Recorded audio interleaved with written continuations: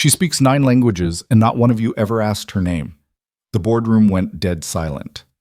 Evan Rutherford, CEO of Castellan Global Industries, stood at the head of the table holding a security badge with a photo that nobody recognized, not because the face was unfamiliar, but because none of them had ever truly looked.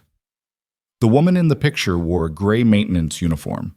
She'd walked these halls for 4 years, emptied their trash bins, refilled their coffee stations, and solved a problem in flawless Mandarin that their entire international relations team couldn't crack in 6 weeks. Now she was standing in the doorway, mop bucket still visible in the hallway behind her, about to rewrite everything they thought they knew about talent. If you're ready to witness how one invisible woman dismantled an empire's arrogance and rebuilt it with quiet brilliance, stay with me until the very end. And when you're done, drop a comment with your city. I want to see just how far Marissa's story travels across the world. The call came through at 2 in the morning, which was exactly when Marissa Cole preferred the world to operate. Quiet. Empty. Hers. She was 3 floors deep into Castellan Global's downtown headquarters, her cart rolling smoothly across marble that cost more per square foot than most people earned in a month, when her phone buzzed against her hip. The number was internal. Facilities management. She frowned, tucking her microfiber cloth into her belt before answering. Marissa Cole. Cole, we've got a situation on 47. Coffee station flooded, water's running into the server corridor. Need you up there now. She didn't waste time asking why the day crew hadn't handled it. She already knew. The day crew didn't work weekends, and management didn't pay overtime unless the building was actively on fire. Marissa pocketed her phone, pivoted her cart toward the service elevator, and pressed the button for the executive floor. 47 was a different world. Where the lower floors smelled like floor wax and recycled air, the executive level carried the faint scent of leather furniture and expensive cologne that lingered even on Sundays. Marissa had cleaned these offices enough times to know the layout by heart. Corner offices with floor-to-ceiling windows, conference rooms named after mountains, a break room stocked with imported sparkling water that cost $8 a bottle. The flood was exactly where they said it'd be. Water pooled across the marble tile, seeping toward the cracked door of the server room where a red light blinked in warning.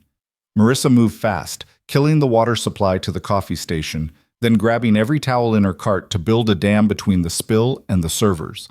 She worked in silence, her hands efficient, her mind already calculating how long it would take to dry the corridor and whether she'd need to file an incident report. She was on her knees, wringing out the last towel, when she heard voices approaching from the hallway.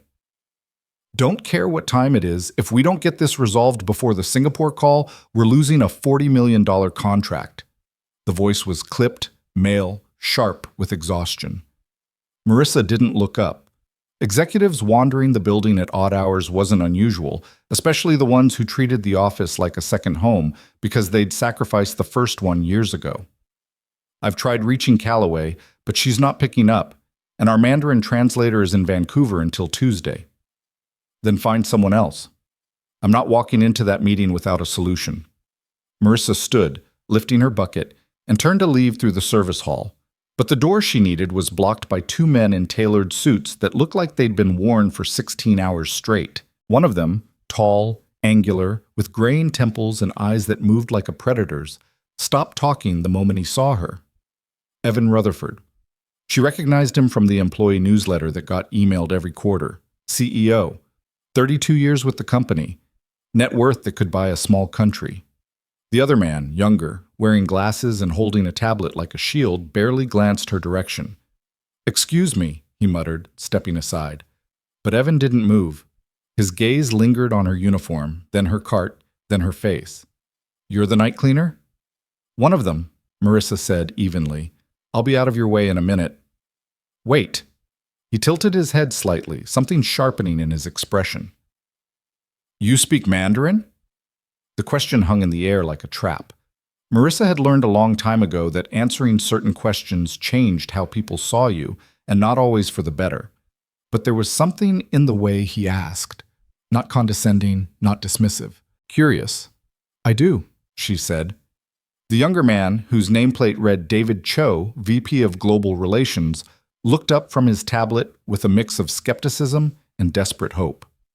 "How well?" "Fluently, Mandarin, Cantonese, and Shanghainese dialect. David's mouth opened, but no sound came out. Evan stepped closer, his exhaustion momentarily forgotten. "You're serious?" "I don't have a degree in it, if that's what you're asking, but I grew up speaking it at home, studied it independently, and I've kept it sharp." She met his eyes without flinching. "Why?" Evan exchanged a glance with David, then pulled out his phone, scrolling quickly before turning the screen toward her. It was an email, written entirely in Mandarin, with enough formal characters and business jargon to make most translation apps choke. "We received this an hour ago from our Singapore partners.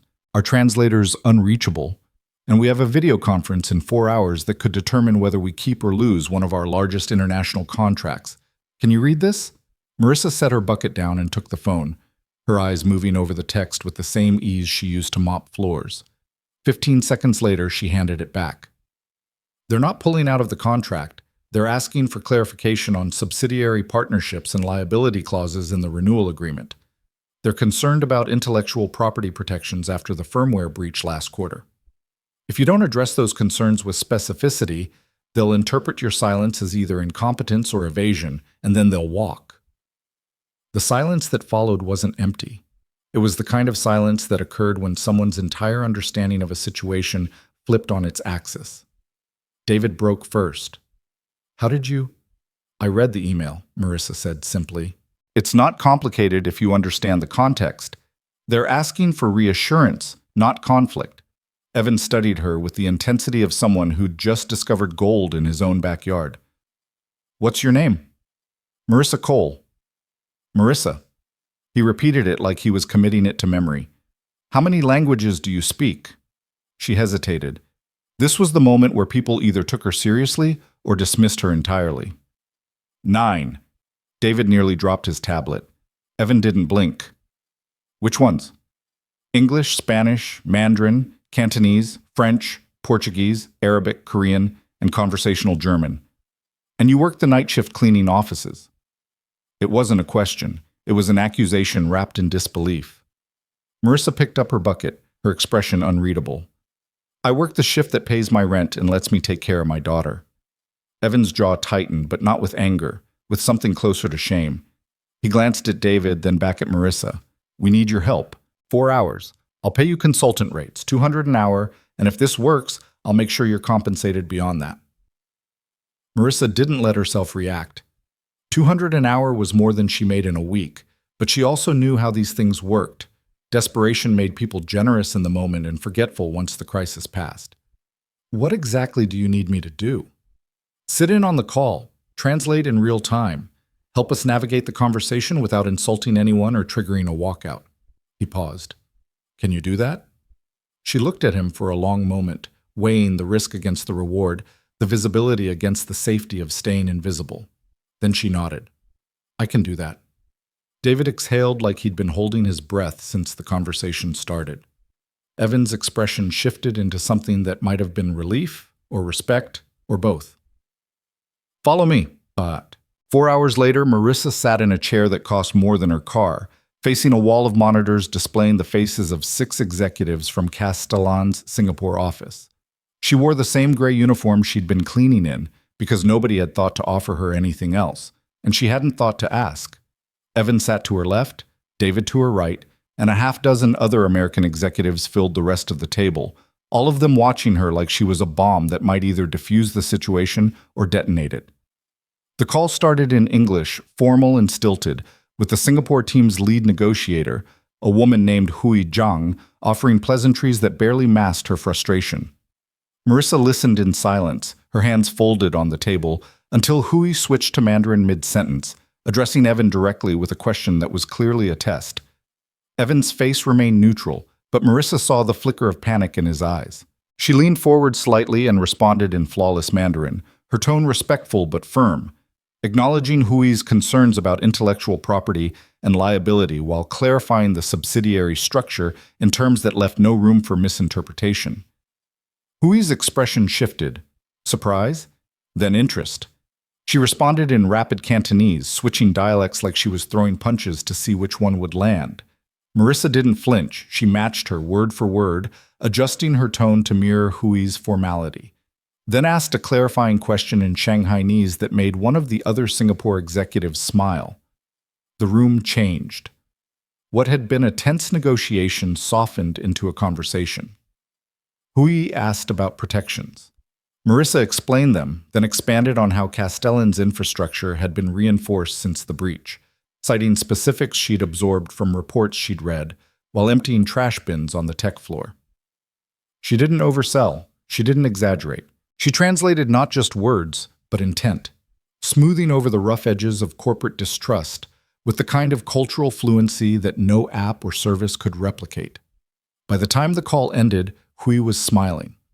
The Singapore team agreed to continue the partnership, with terms that favored both sides, and a follow-up meeting scheduled for the following month. When the monitors went dark, the American executives sat in stunned silence. David looked like he'd witnessed a miracle. Evan leaned back in his chair, his gaze fixed on Marissa with an intensity that made her uncomfortable. "Where did you learn to do that?" he asked quietly. "Books, practice, necessity." She stood, smoothing her uniform. "Is there anything else you need, or should I get back to work?" Evan stood too, blocking her path to the door, not aggressively but deliberately. "Marissa, I need to ask you something, and I need you to answer honestly." She waited. "Why are you cleaning floors?" The question landed like a punch, not because it was cruel, but because it was the first time in 4 years that anyone in this building had asked her anything about herself that wasn't related to a spill or a supply shortage. Marissa considered walking away. She considered lying. But something in Evan's expression, genuine confusion, maybe even anger on her behalf, made her choose honesty. "Because I'm a single mother with a 6-year-old daughter who has asthma and needs consistent health insurance. Because I don't have a college degree, which means most companies won't look at my resume no matter how many languages I speak. Because this job pays enough to cover rent in a neighborhood with decent schools, and the night shift means I'm home when she wakes up." She met his eyes without apology. "I'm cleaning floors because it's stable, and stability matters more than pride when you're raising a kid alone." Evan's jaw worked like he was biting back a dozen different responses. Finally, he said, "You just saved this company $40 million. You think that's worth a mop and a bucket?" "I think it's worth $200 an hour for 4 hours of work, like you promised." "It's worth more than that." He pulled out his phone, typing rapidly. "David, draft an offer letter. Contractor position, linguistics consultant, project-based assignments, $50 an hour with benefits." He looked at Marissa. "You'll keep your current health insurance through the company, but you'll work days, not nights. Flexible schedule so you can be there for your daughter. And if this works out, we'll talk about something permanent." Marissa stared at him, her mind racing through every way this could go wrong. Contractor positions disappeared when budgets tightened.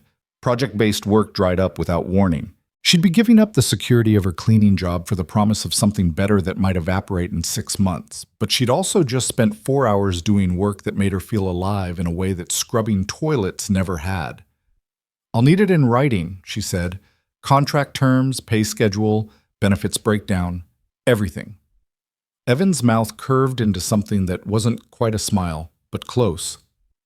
"You'll have it by tomorrow morning." "Then I'll think about it." She walked out of the boardroom with her bucket in hand, leaving a room full of executives staring after her like they'd just watched someone rewrite the rules of gravity.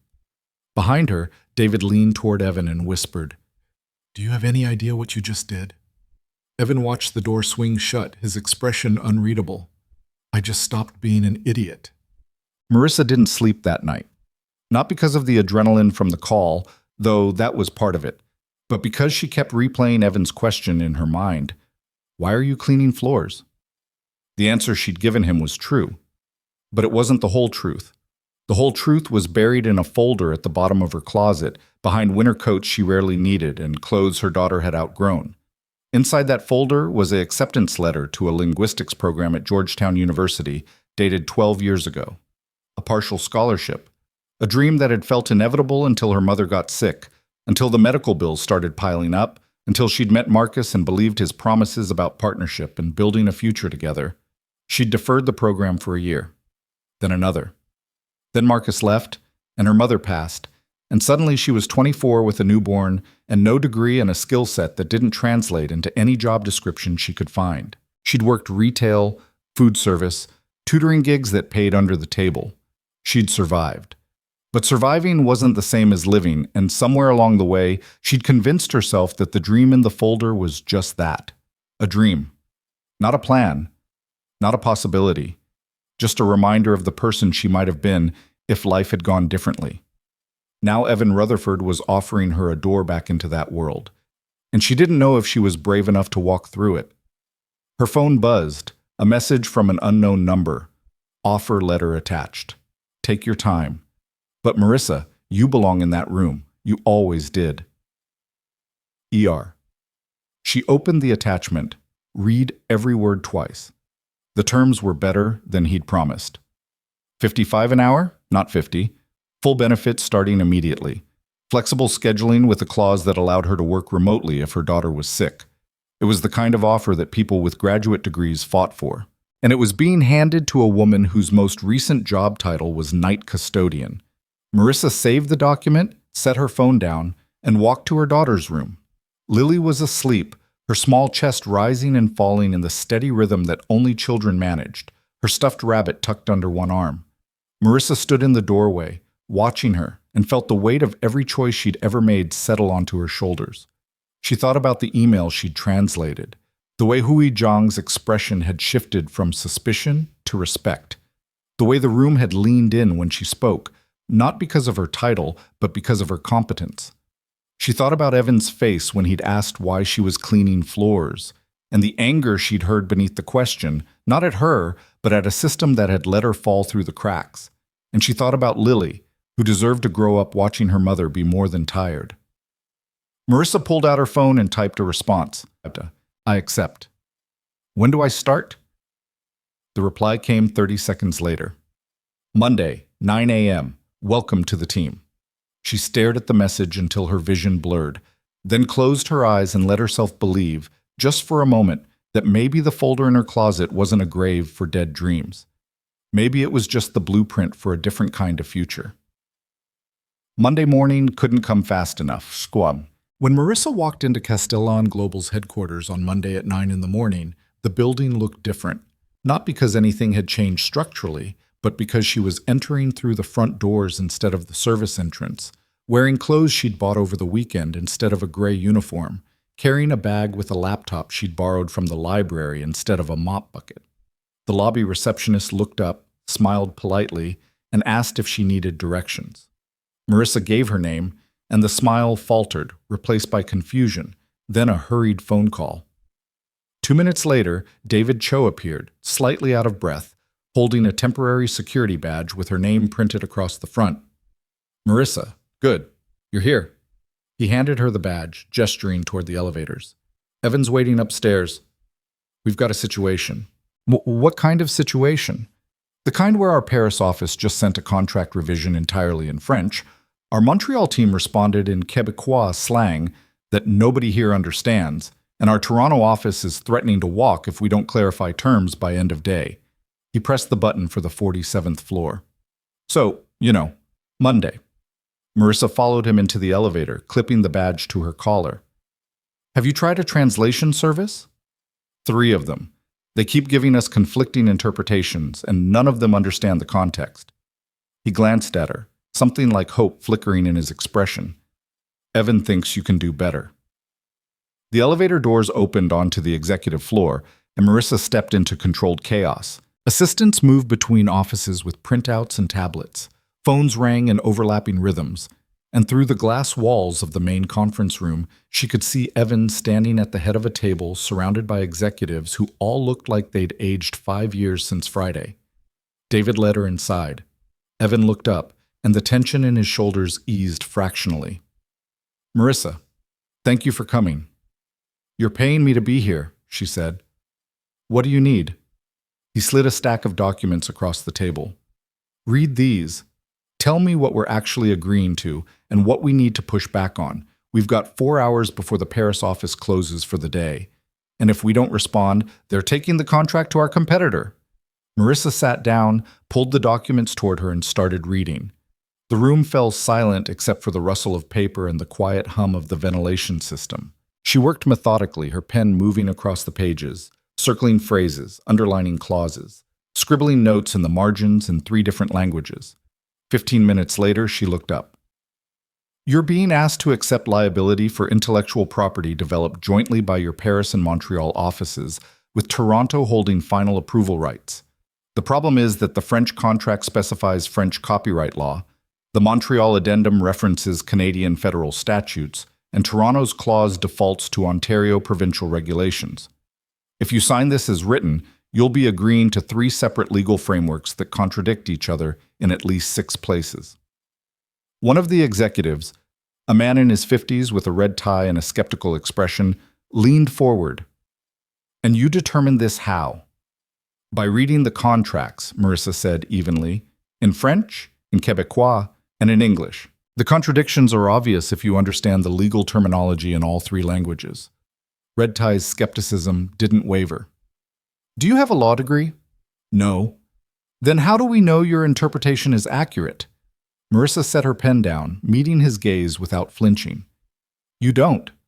But you hired me to translate and analyze these documents, and that's what I'm doing. If you'd prefer to trust a translation app that doesn't understand context or nuance, you're welcome to do that. But when Paris sues you for breach of contract because you violated terms you didn't realize you'd agreed to, don't say I didn't warn you. The room went very still. Red Tie's face flushed, but before he could respond, Evan cut in. What do you recommend? Marissa turned back to the documents. Reject the contract as written. Request a unified legal framework. Either all parties agree to operate under French law, Canadian law, or international arbitration standards. Specify that intellectual property ownership defaults to the originating office unless otherwise negotiated in writing. And clarify that Toronto's approval rights are advisory, not binding, or you'll end up in a situation where they can veto decisions without accountability. David was typing furiously on his tablet. Evan nodded slowly, his gaze still fixed on Marissa. Can you draft the response? In which language? All 3. She picked up her pen. Give me an hour. Chat. She delivered the drafts in 45 minutes. Evan reviewed them with the company's legal team, who confirmed that her analysis was not only accurate, but had identified loopholes they'd missed. The response went out to Paris, Montreal, and Toronto before lunch. By 3 in the afternoon, all 3 offices had agreed to the revised terms, and the contract was saved. Marissa spent the rest of the day fielding smaller tasks, translating emails, clarifying miscommunications between international teams, reviewing partnership agreements for linguistic inconsistencies. By the time 5 o'clock rolled around, she'd worked through problems that would have taken the company's previous translation service days to resolve.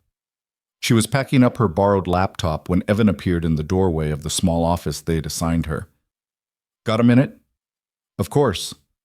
He stepped inside, closing the door behind him. For a long moment, he just looked at her, his expression unreadable. Then he said, You just saved us 3 contracts in one day. That's not normal. Neither is hiring a janitor as a linguistics consultant. You were never just a janitor. He sat down across from her, leaning forward with his elbows on his knees. Marissa, I need to ask you something, and I need you to be honest with me. What do you want from this job? She blinked, caught off guard. I'm sorry? You're working contractor hours on linguistics projects because that's what I offered you. But I've watched you today, and I don't think that's what you actually want. So I'm asking, if you could design your own role here, what would it look like? Marissa hesitated. This was dangerous territory. Wanting more than you were given was how you ended up disappointed. But Evan was looking at her like her answer actually mattered, and she found herself speaking before she could second-guess the impulse. I'd want to build a department, she said quietly. Not just translation services, but cultural strategy. Most international partnerships fail because companies treat language like a checkbox, hire a translator, send an email, assume the job is done. But language is only part of communication.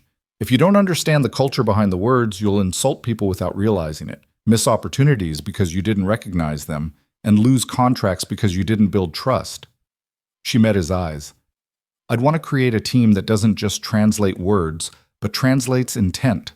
That helps this company build relationships, not just transactions. Evan leaned back, his expression thoughtful. How big a team? Start small, 3 people, maybe 4. Specialists in key regions, Asia Pacific, Europe, Latin America, Middle East. Hire people who are native speakers with business experience, not just language degrees. Train them to think strategically, not just linguistically. She paused. But that's not a contractor project. That's a full-time position with real authority. Yeah, Evan said softly. It is. He stood, walking to the window that overlooked the city below. The late afternoon sun cast long shadows across the skyline, and for a moment he just stared out at it, silent. Then he turned back to her. I'm going to propose something to the board, Director of Global Cultural Strategy. New department, full authority to hire your own team, budget for training and development, salary commensurate with other director-level positions, full benefits, stock options. He paused. I can't promise they'll approve it, but I can promise I'll fight for it. Marissa's heart was pounding so hard she could hear it in her ears. Why? Because I spent 4 years walking past you in this building and never once asked your name. Because this company has been hemorrhaging talent and opportunities because we're too arrogant to see what's right in front of us. And because you're the first person I've met in a long time who actually gives a damn about doing the work right, not just doing it fast. He met her gaze, unflinching. You deserve that role, Marissa, and this company needs you in it. She didn't trust herself to speak, so she just nodded. Evan's mouth curved into a small, genuine smile. I'll be in touch. He left, and Marissa sat alone in the office that wasn't really hers, staring at the city beyond the window, and let herself imagine a future where invisible didn't mean powerless, where brilliance wore whatever uniform it chose, and where the language that mattered most was the one that said, I see you, and you belong here. The board meeting was scheduled for Thursday at 10 in the morning, which gave Evan 3 days to build a case that wouldn't get laughed out of the room. He spent Tuesday pulling financial reports, calculating the cost of missed opportunities from translation errors over the past 5 years, and documenting every contract that had stalled or fallen through because of cultural miscommunication. The numbers were staggering. Conservative estimates put the losses at over $200 million, and that didn't account for damaged relationships or reputation hits that couldn't be quantified. Wednesday, he brought Marissa into his office and laid out the reality she was walking into. The board is going to push back, he said, sliding a folder across his desk. Not because your idea isn't good, but because it threatens the way things have always been done. Half of them still think translation is something you can outsource to the lowest bidder, and the other half are going to question whether someone without a formal degree should be leading a strategic initiative. Marissa opened the folder, scanning the profiles of the 12 board members who would decide her fate. Old money, Ivy League pedigrees, decades of corporate experience, not a single person who looked like they'd ever had to choose between paying rent and buying groceries. What do you need from me? I need you to be in that room, Evan said. Not to present, I'll handle that, but to answer questions. Some of them are going to test you, try to find gaps in your knowledge or credibility. They'll be polite about it, but make no mistake, they'll be looking for a reason to say no. And if they find one, then we regroup and try again. He leaned back in his chair, studying her. But I don't think they will. You've got something none of them have. What's that? You've been underestimated your entire life and you're still here. He smiled faintly. That kind of resilience doesn't lose arguments. It just outlasts them. Marissa closed the folder, her mind already mapping out potential questions and how she'd answer them. She'd spent years making herself small, staying quiet, avoiding attention because attention led to scrutiny and scrutiny led to rejection. But this wasn't a job interview where she had to pretend to be someone she wasn't. This was a chance to prove that everything she'd survived had value, that her path, unconventional as it was, had given her insights that no university program could teach. She met Evan's gaze with steady resolve. I'll be ready. Thursday morning arrived with the kind of cold clarity that made everything feel sharper. Marissa dressed carefully. A tailored blazer she'd found at a consignment shop, dark slacks, minimal jewelry. Professional without trying too hard. Competent without apology. She dropped Lily off at school, hugged her longer than usual, then drove to Castellan Global with her hands steady on the wheel and her heart beating like a war drum. The boardroom was on the 52nd floor, a space designed to intimidate. Floor-to-ceiling windows overlooking the city, a table that could seat 20, chairs that probably cost more than her monthly rent. Marissa took a seat near the end, close enough to be included but far enough to observe. Evan sat at the head of the table, flanked by David and two other executives she recognized from the Paris contract crisis. The board members filed in one by one, settling into their seats with the casual authority of people who'd never been told no. The meeting started with quarterly reports and budget approvals, routine business that Marissa only half listened to while she studied the faces around the table. She identified the allies quickly, 3 board members who leaned forward when Evan spoke, who asked clarifying questions instead of challenging ones. The skeptics were just as obvious, arms crossed, expressions neutral, the kind of people who'd already decided their position before the conversation started. Then Evan stood, and the room's energy shifted. Item 7 on the agenda, he said, pulling up a presentation on the screen behind him. Proposal for a new department, Global Cultural Strategy. I'm recommending we create a director-level position with authority to build a team focused on international relationship management, cultural intelligence, and strategic communication across all our global partnerships. One of the skeptics, a woman in her 60s with silver hair and a gaze like a scalpel, spoke immediately. We already have international relations managed through existing departments. What's the justification for adding overhead? Evan clicked to the next slide, which displayed a graph of lost contracts and missed opportunities over the past 5 years. The numbers were color-coded by region, each bar representing millions of dollars that had slipped through the company's fingers. This is the justification, Margaret.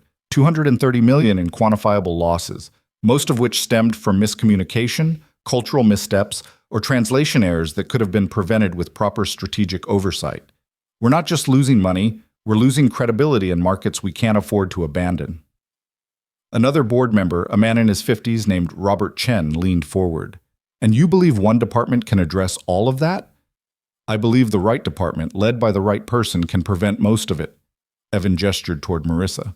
3 weeks ago, we were about to lose a $40 million contract with our Singapore partners because of a communication breakdown that our existing systems couldn't resolve. Marissa Cole, who at the time was working night shift maintenance, stepped in and not only saved the contract but strengthened the relationship in ways our international relations team hadn't managed in 2 years. Since then, she's resolved critical issues with our Paris, Montreal, and Toronto offices, identified legal inconsistencies that our own attorneys missed, and demonstrated a level of cultural fluency that we desperately need institutionalized across this company. Margaret's gaze shifted to Marissa, cold and assessing. Ms. Cole, what's your educational background? Here it was, the question designed to disqualify her before she'd even spoken. Marissa stood, keeping her voice calm and clear. I don't have a college degree. I was accepted to a linguistics program at Georgetown 12 years ago, but had to defer due to family circumstances. I'm self-taught in 9 languages, with fluency verified through practical application in high-stakes business contexts over the past 3 weeks. Self-taught, Margaret repeated, her tone making it sound like a euphemism for unqualified. And you believe that's sufficient preparation for a director-level strategic role? I believe competence matters more than credentials, Marissa said evenly. I've spent the last 3 weeks doing work that saved this company millions of dollars and prevented relationship breakdowns that would have taken years to repair. I didn't do that because I have a piece of paper on my wall. I did it because I understand how language and culture intersect with business strategy, and I know how to navigate those intersections in ways that build trust instead of destroying it. Robert spoke again, his tone more curious than skeptical. How would you structure this department? What would success look like? Marissa had anticipated this question. She'd spent the past 2 nights refining her answer until it was sharp enough to cut through doubt. I'd start with a team of 4 regional specialists, Asia Pacific, Europe, Latin America, and the Middle East. Each specialist would be a native speaker with business experience in their region, trained to provide not just translation, but cultural consulting. They'd work embedded with existing departments, advising on communication strategies before problems arise rather than scrambling to fix them after. Success would be measured by 3 metrics: reduction in contract losses attributed to cultural miscommunication, improvement in relationship longevity with international partners, and increase in successful market entries into new regions. And the budget for this? Margaret asked. Approximately $1.2 million annually for salaries, training, and operational costs, Marissa said. which is less than 0.6% of the losses we've incurred over the past 5 years from the problems this department would prevent. Margaret's expression didn't change, but something flickered in her eyes. Respect, maybe, or at least acknowledgement that Marissa had done her homework. And you'd be leading this team despite having no formal management experience? I'd be leading this team because I understand the work better than anyone else you could hire, and because I've already proven I can deliver results under pressure. Marissa paused, choosing her next words carefully. Management experience can be taught. Cultural fluency at the level this role requires takes years to develop, and you don't have years to waste while your competitors figure out what you're still missing. The room went quiet. Evan's mouth curved slightly at the corner, though he kept his expression otherwise neutral. David was staring at Marissa like she'd just performed a magic trick. Margaret leaned back in her chair, her fingers steepled, her gaze unreadable. Then one of the allies, a younger board member named James Park, spoke up. I move that we approve the proposal. The financial case is sound, and Ms. Cole's results speak for themselves. Seconded, said another ally, a woman named Linda Torres. Margaret raised one hand slightly. Before we vote, I'd like Ms. Cole to demonstrate her capabilities in a practical context. Real time, no preparation. Marissa's stomach tightened, but she kept her expression calm. What did you have in mind? Margaret pulled out her phone, scrolling briefly before handing it to Marissa. This is an email from our Dubai office. It arrived this morning, written in Arabic, and our translation service has given us 3 different interpretations of the tone and intent. Tell me what it actually says. Marissa took the phone, scanning the message quickly. It was formal, structured in the classical style that indicated the sender was educated and deliberate in their word choice. She read it twice, then handed the phone back. They're expressing concern, not lodging a complaint. The tone is respectful, but firm. They're worried that recent policy changes regarding data privacy haven't been clearly communicated to regional partners, and they're asking for clarification before they proceed with implementing those changes across their local operations. The phrasing suggests they're trying to avoid publicly contradicting headquarters, while privately signaling that they need more information to maintain compliance. If you respond with defensiveness or dismissiveness, you'll damage the relationship. If you respond with transparency and detailed guidance, you'll strengthen it. Margaret's expression remained neutral, but she typed something on her phone, then showed the screen to Robert. He read it, his eyebrows rising slightly. That's consistent with the context we've been getting from our Dubai operations over the past month. They've been hesitant to implement the new privacy protocols, and we couldn't figure out why. Margaret set her phone down, her gaze locked on Marissa. How did you know the tone was respectful rather than confrontational? The translation services we used all flagged it as potentially hostile. Because the verb forms and honorifics are conciliatory, not accusatory, Marissa said. In formal Arabic business communication, if someone wants to challenge you, they'll use different structural markers. This email is written in a way that preserves your authority while asking for help. It's a request for partnership, not a power struggle. Margaret's silence stretched long enough that Marissa wondered if she'd miscalculated. Then the older woman nodded once, a sharp, decisive motion. I withdraw my objection. Let's vote. The vote was 9-3 in favor. Marissa felt the floor tilt beneath her, though she managed to stay upright and composed. Evan's smile was genuine now, his relief obvious. David looked like he wanted to cheer, but was restraining himself out of professionalism. Margaret stood, gathering her materials.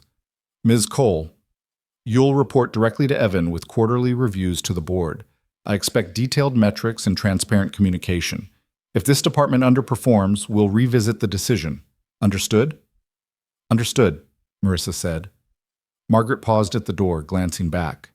And for what it's worth, I hope you prove me wrong about credentials mattering more than competence. This company could use more people willing to challenge assumptions. Then she was gone, and the room exhaled collectively. Evan crossed to Marissa, extending his hand. Welcome to the executive team, Director Cole. Marissa shook his hand, her grip firm despite the tremor she felt running through her entire body. Thank you. I won't let you down. I know you won't, Evan said quietly. Now comes the hard part. She laughed, a short, breathless sound. That wasn't the hard part? That was convincing them you could do it. Now you actually have to do it. The weight of that truth settled over her like a cloak. She had a title, a budget, authority, and absolutely no idea how to build a department from scratch while managing the expectations of a board that would be watching her every move, waiting for her to fail. But she'd figured out harder things with less support. She'd raised a daughter on minimum wage. She'd taught herself 9 languages using library books and YouTube videos. She'd survived losses that would have broken people with far more resources. This was just the next impossible thing, and impossible had never stopped her before. Over the next 2 weeks, Marissa learned that building a department was less about grand strategy and more about 1,000 small decisions that accumulated into something functional. She interviewed candidates for the regional specialist positions, sorting through resumes that listed degrees from Oxford and the Sorbonne and years of experience at multinational corporations. Half of them were brilliant on paper and useless in practice, unable to think beyond textbook translations. The other half had the technical skills, but lacked the adaptability to handle the messy reality of cross-cultural crisis management. She found her first hire in an unexpected place. Minjun Park was a Korean-American consultant who'd been freelancing for Castellan's Seoul office, translating technical documentation and occasionally mediating disputes between American executives and Korean partners. His resume listed a degree in international business from NYU and 5 years working in corporate communications. But what caught Marissa's attention was a note buried in his file from the Seoul office manager. Minjun doesn't just translate. He prevents problems we didn't know we were about to have. She called him on a Tuesday afternoon, reaching him in Seoul, where it was already Wednesday morning. Mr. Park, my name is Marissa Cole. I'm the new Director of Global Cultural Strategy at Castellan Global, and I'd like to talk to you about a position on my team. There was a pause, then a cautious voice with a slight accent. I'm familiar with your work, Ms. Cole. The Singapore contract resolution got a lot of attention in the regional offices. Good attention or bad attention? He laughed. Depends on who you ask. The people who actually do the work think you're brilliant. The people who've been pretending to do the work are terrified you're going to expose them. Marissa smiled despite herself. Which category do you fall into? I'm the guy who's been telling Seoul for 3 years that they need someone like you in headquarters, and getting ignored because I don't have the right pedigree. His tone shifted, becoming more serious. What exactly are you building, Ms. Cole? A team that doesn't just clean up messes but prevents them. People who understand that culture isn't an obstacle to business. It's the foundation of it. I need someone who can handle Asia Pacific, who knows the difference between saving face and saving a contract, and who won't panic when things go sideways at 3 a.m. She paused. Your file says you've done that more than once. My file says a lot of things. Most of them are underselling what actually happened. He exhaled slowly. What's the offer? Base salary $120, full benefits, relocation package if you're willing to move stateside, and autonomy to manage your region the way you think is best. You'll report to me, but I'm not hiring people to micromanage. I'm hiring people who are smarter than I am in their areas of expertise. You're offering me $120 to do what I've been doing freelance for half that, with no job security and constant stress about where the next contract is coming from. Yes. Another pause. When do I start? How soon can you get to the States? 2 weeks if I'm wrapping up current projects responsibly. 1 week if you're desperate. Let's say 10 days and call it a compromise. She heard the smile in his voice. I'll see you in 10 days, Director Cole. The other hires followed a similar pattern. She found Maria Santos through a referral from the Montreal office, a Brazilian woman who'd been consulting on Latin American market entries and had a reputation for turning hostile negotiations into partnerships. For Europe, she hired Dmitry Volkov, a Russian-born consultant living in Berlin who spoke 6 languages and had spent a decade mediating trade disputes across the EU.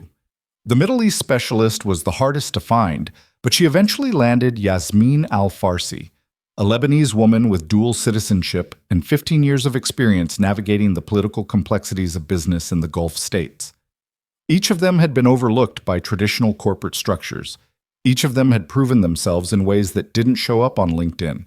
And each of them had the same reaction when Marissa explained what she was building, a mixture of disbelief and desperate hope that someone finally understood what they'd been trying to do all along. By the end of week 3, Marissa had a team. What she didn't have was a crisis big enough to prove they were worth the investment. That changed on a Friday afternoon when Evan appeared in her office, his face tight with controlled frustration. "We've got a situation in Tokyo. Our manufacturing partner is threatening to terminate the contract, effective immediately." Marissa looked up from the training materials she'd been developing. "What happened?" "Near as we can tell, one of our project managers sent an email that was supposed to be a routine progress update, but something in the translation or tone set off their executive team. They're calling it disrespectful and saying we violated the terms of partnership." He ran a hand through his hair. "The contract is worth $80 million annually, and if we lose it, we're looking at a 6-month scramble to find a replacement manufacturer, which means delayed product launches and broken commitments to our retail partners." Have you talked to Minjun?" "He's on a plane from Seoul. Won't land for another 8 hours." Marissa stood, grabbing her phone. "Then we don't wait. Get me the original email, the response from Tokyo, and any other communication between our teams over the past 2 weeks. I'll start analyzing what went wrong." Evan's relief was visible. "You think you can fix this?" "I think I can figure out what broke. Fixing it will depend on whether they're willing to listen." An hour later, Marissa sat in a conference room surrounded by printed emails, digital message threads, and hastily translated documents that read like they'd been processed through a broken algorithm. The problem wasn't hard to identify once she saw the full context. The American project manager had used casual English phrases that implied urgency and directness, standard in U.S. business culture. But the translator had rendered those phrases in Japanese with verb forms and particles that suggested impatience and dismissiveness, particularly toward the Tokyo team's concerns about production timelines. What was meant to be collaborative came across as condescending. Worse, the Tokyo executive team had responded with carefully worded concerns, using formal language that any fluent Japanese speaker would recognize as a polite warning. But the translation back to English had flattened that nuance into generic politeness. So the American team had missed the signal entirely and responded with even more casual urgency. By the time the situation escalated, both sides believed the other was acting in bad faith. Marissa called Evan. "I need a video conference with the Tokyo executives. Tonight, our time, which is tomorrow morning for them. Can you resolve this remotely, or do we need to send someone?" "Remote first. If I can't fix it in one conversation, then we'll talk about flying someone over. But I think this is salvageable if we act fast." "I'll set it up. What do you need from me?" "Stay off the call unless I specifically ask you to speak. This isn't about executive authority. It's about rebuilding trust, and that means letting them see that we understand what went wrong." The call connected at 11 that night. Marissa sat alone in the conference room, her laptop screen showing 3 Japanese executives in a bright, modern office overlooking Tokyo. The lead executive, Mr. Tanaka, had the kind of expression that came from years of polite restraint, barely containing genuine anger. Marissa bowed slightly, a gesture the camera would catch, and greeted them in formal Japanese. "Tanaka-san, thank you for agreeing to this conversation. I apologize for the lateness of the hour on your end." Tanaka's expression flickered with surprise. He responded in Japanese, his tone still formal but less cold. "Your Japanese is very good, Cole-san. This is unexpected. I've been studying for many years, though I'm sure my pronunciation leaves much to be desired compared to a native speaker." She kept her tone humble, her word choices deliberately deferential. "I'm calling because I've reviewed the communication that led to this situation, and I want to explain what happened and offer a path forward, if you're willing to hear it." "We are listening." Marissa took a breath, then continued in Japanese. "The email from our project manager was not intended to show disrespect. However, the translation failed to convey the appropriate tone, and as a result, what he meant as urgent collaboration came across as dismissive criticism. When your team responded with concerns, those concerns were also mistranslated on our end, and we failed to recognize the seriousness of the situation. This is entirely our fault, and I take full responsibility on behalf of Castellan Global." One of the other executives, a woman named Sato-san, leaned forward. "You acknowledge the translation error, but the tone of your project manager's original message, even in English, suggests he does not value our expertise." "You're right. Marissa said simply. And that's a separate problem that I will address directly with him. But I want you to know that his attitude does not reflect the position of this company or the value we place on our partnership with you. You've been an exceptional manufacturing partner for 6 years. You've met every deadline, exceeded quality standards, and worked with us through multiple product transitions. We would be foolish to lose that relationship because one person failed to communicate with the respect you deserve. Tanaka's expression softened slightly. What are you proposing, Cole-san? I'm proposing 3 things. First, all future communication between our teams will be reviewed by my department before it's sent, to ensure both accuracy and appropriate tone. Second, I will personally conduct a training session with our project management team on cross-cultural communication, with specific focus on Japanese business practices. And third, I'd like to arrange a visit to Tokyo within the next month so that I can meet with your team in person and ensure we rebuild this relationship properly. Sato-san spoke again. And the project manager who caused this situation? Will be removed from this account and reassigned. You'll work with a different manager going forward, someone I will personally vet to ensure they understand the importance of respectful collaboration. The 3 executives conferred quietly in Japanese, their voices low enough that Marissa caught only fragments. Then Tanaka turned back to the camera. We appreciate your directness, Cole-san, and your willingness to take responsibility. We will agree to continue the partnership with the conditions you outlined, but we will also expect to see follow-through, not just promises. You will have it, Marissa said. I give you my word. Then we will speak again soon. Tanaka bowed slightly. Thank you for this conversation. The screen went dark. Marissa sat in the silence of the empty conference room, her heart still racing, and allowed herself exactly 10 seconds of relief before pulling out her phone to text Evan. Contract saved. Conditions attached. We need to talk about personnel changes. His response came immediately. You're incredible. My office, first thing Monday. She gathered her things and drove home through empty streets, arriving just before midnight. Lily was asleep, the babysitter dozing on the couch. Marissa paid her, locked the door behind her, and stood in her daughter's doorway, watching her breathe. 3 weeks ago, she'd been invisible. Now she was saving multi-million-dollar contracts at 11 at night and making promises to executives on the other side of the world. The distance between those 2 realities felt impossible. But she was learning that impossible was just another word for things that hadn't happened yet, and she was done waiting for permission to make them happen. Monday morning brought the kind of tension that lived in corporate hallways, like static electricity before a storm. Marissa arrived at 7:30 to find Evan already in his office, door open, expression tight with the particular frustration of someone who'd spent the weekend putting out fires that shouldn't have started in the first place. The project manager from the Tokyo situation, he said, without preamble when she appeared in his doorway. Brad Hendricks.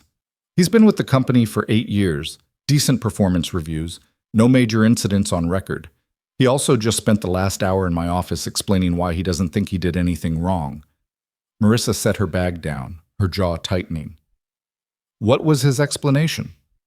That he was just being efficient, that our manufacturing partners need to understand American business pace, and that if they can't handle direct communication, maybe we should find partners who can. Evan's tone was flat, controlled, the kind of calm that came from years of practice, not throwing things at walls. I told him he's off the Tokyo account effective immediately and that he'll be attending mandatory cultural communication training. He asked if that was really necessary. What did you tell him? That it was either that or he could find another company to work for.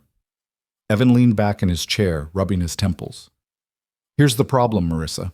Brad isn't an outlier. He's the norm. I've got at least 24 managers across this company who think exactly the way he does, who've been operating under the assumption that our way is the right way and everyone else needs to adapt. And most of them have been here long enough that they think seniority equals correctness. Marissa had known this was coming. You didn't dismantle years of institutional arrogance in 3 weeks, no matter how many contracts you saved. Then we changed the culture, starting with mandatory training for anyone who manages international accounts. That's going to create pushback, a lot of it. Good. If they're comfortable, we're not challenging them hard enough. She met his gaze steadily.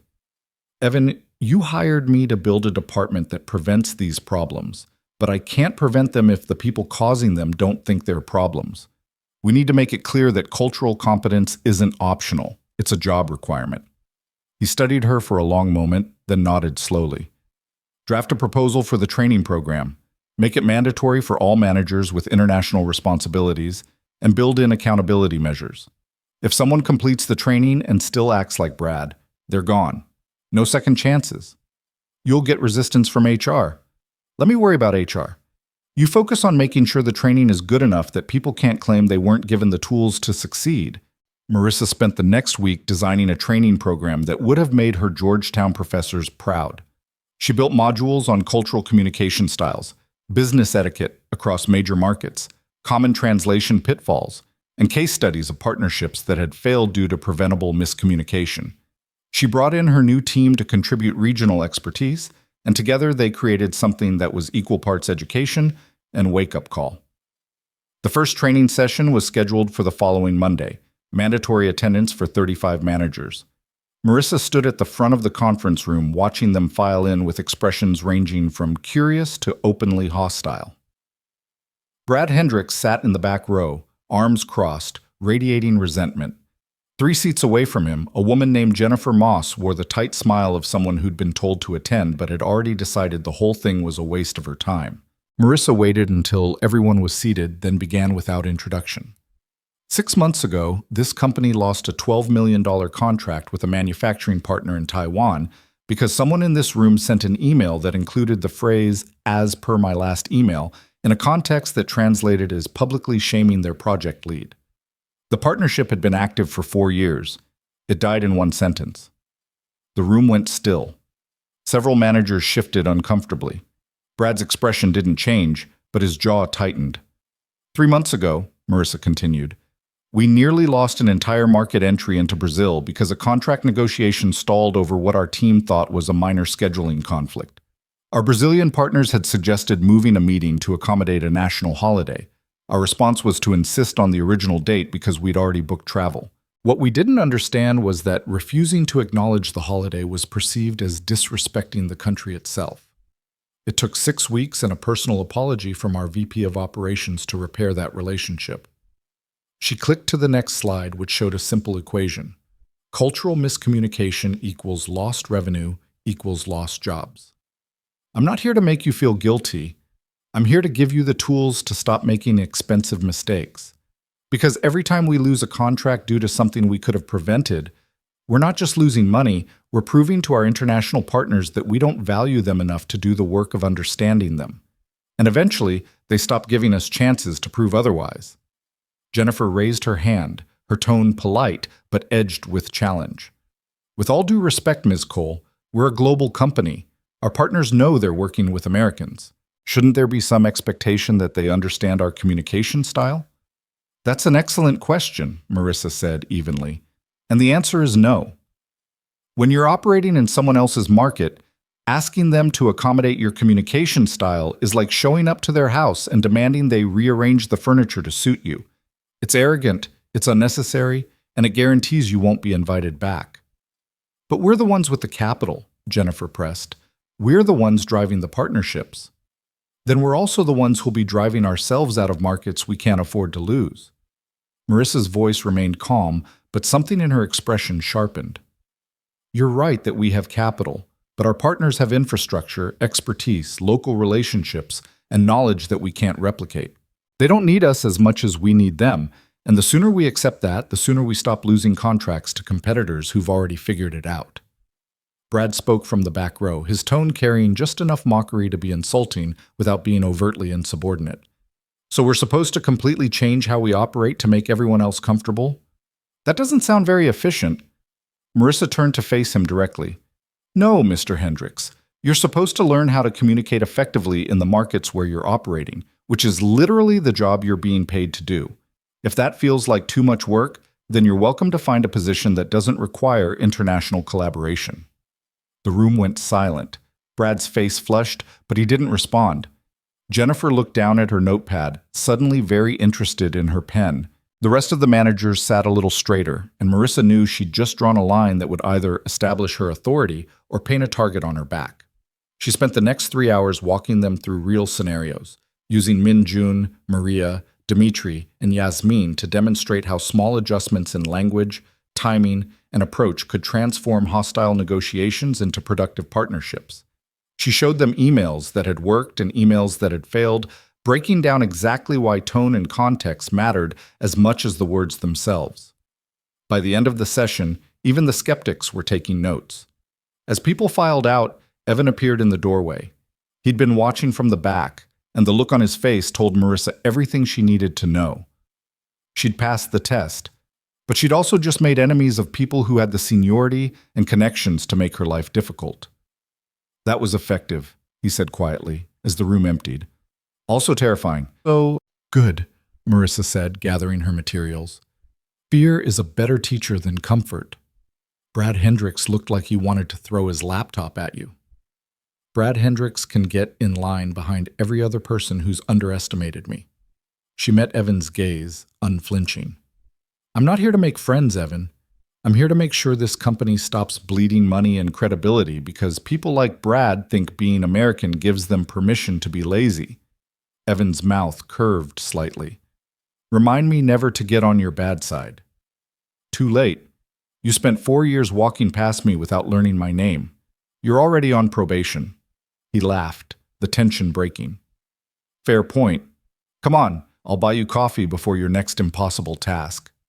The pushback came faster than Marissa expected. 2 days after the first training session, she received an email from HR requesting a meeting to discuss concerns about training methodology and employee morale. The message was professional, carefully worded, and absolutely a trap. She forwarded it to Evan with a single line. They're coming for me. What's the play? His response arrived within minutes. Let them come. I'll be in the meeting with you.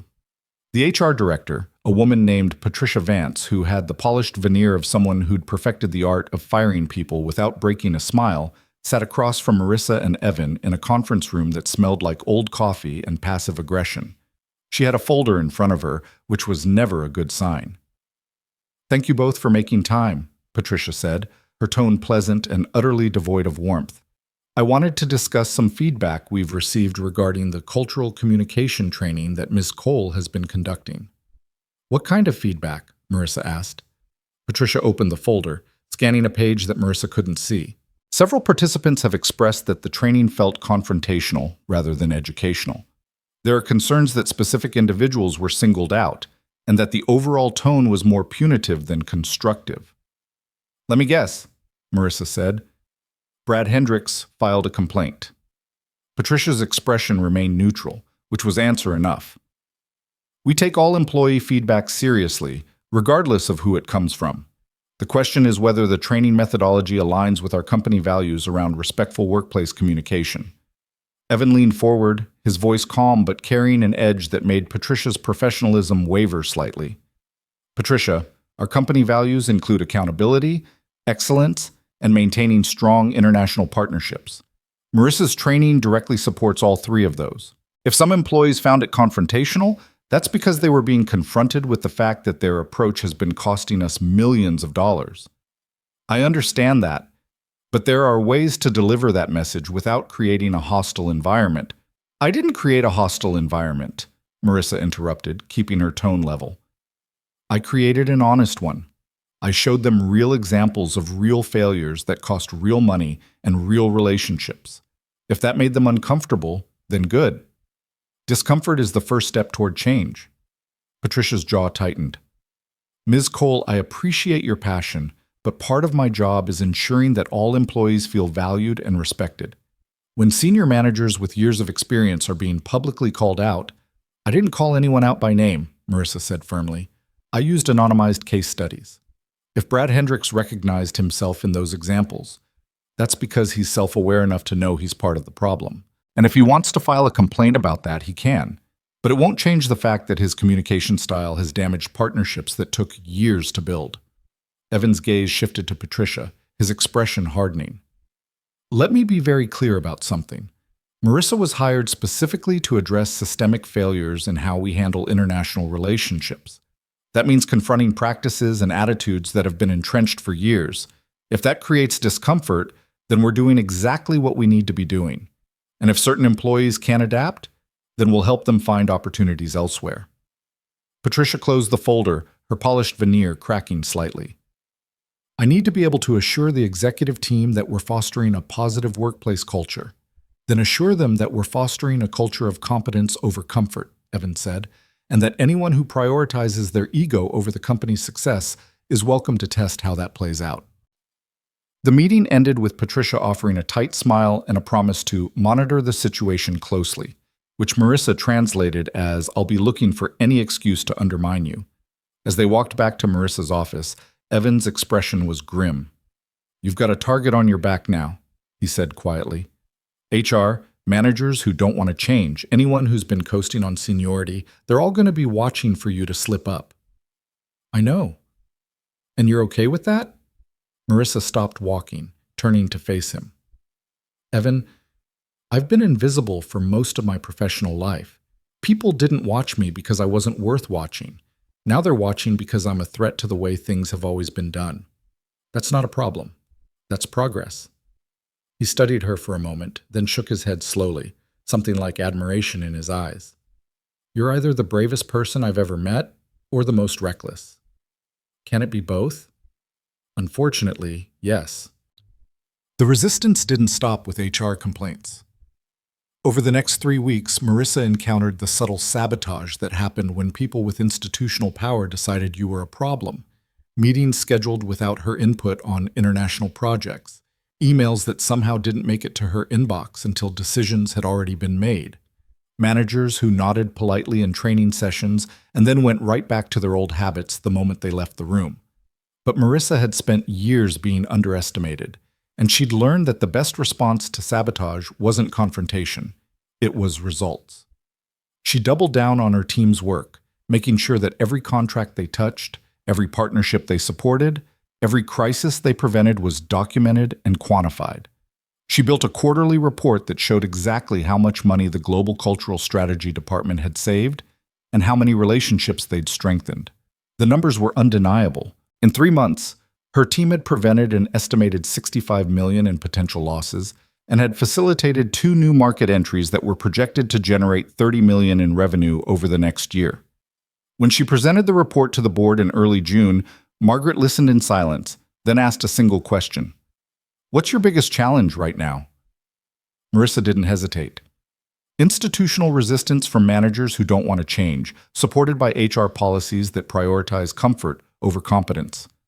"I can train people on what to do, but I can't force them to do it if they know there are no real consequences for ignoring the training." Margaret's gaze shifted to Evan.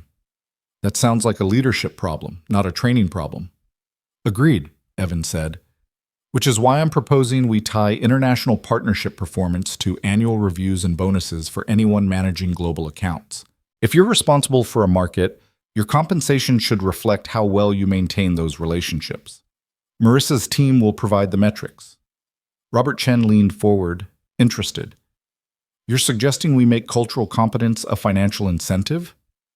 "I'm suggesting we stop rewarding people for failing at a core part of their job," Evan said bluntly.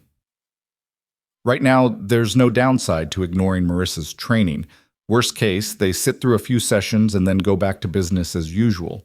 But if their bonus depends on partnership satisfaction scores and contract retention rates, suddenly they have a reason to care." The board voted to implement the policy starting in the next fiscal year. Marissa watched the decision pass, feeling the weight of what it meant. She'd just turned cultural competence from a nice-to-have into a financial imperative, which meant every manager who'd been coasting on old habits now had a very personal reason to either adapt or leave. The fallout was immediate. Within a week, 3 senior managers submitted resignations, unwilling to work under a system where their expertise was being questioned by someone they still saw as a janitor who'd gotten lucky. Marissa felt no satisfaction watching them go, only a grim acknowledgement that some people would rather quit than admit they'd been wrong. But others surprised her. Jennifer Moss, the manager who challenged her in the first training session, requested a one-on-one meeting. Marissa braced for confrontation, but instead Jennifer sat down and said, "I owe you an apology. I spent the last 3 months trying to prove your training was unnecessary, and all I proved was that I've been damaging relationships without realizing it. Our Brazilian partners just told me this was the first time in 2 years they felt like we actually listened to them. I want to do better. Will you help me?" Marissa had been prepared for resistance. She hadn't been prepared for humility.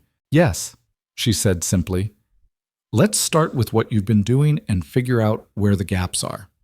They spent 2 hours mapping out Jennifer's communication patterns, identifying moments where intent and impact had diverged, and building strategies to close those gaps.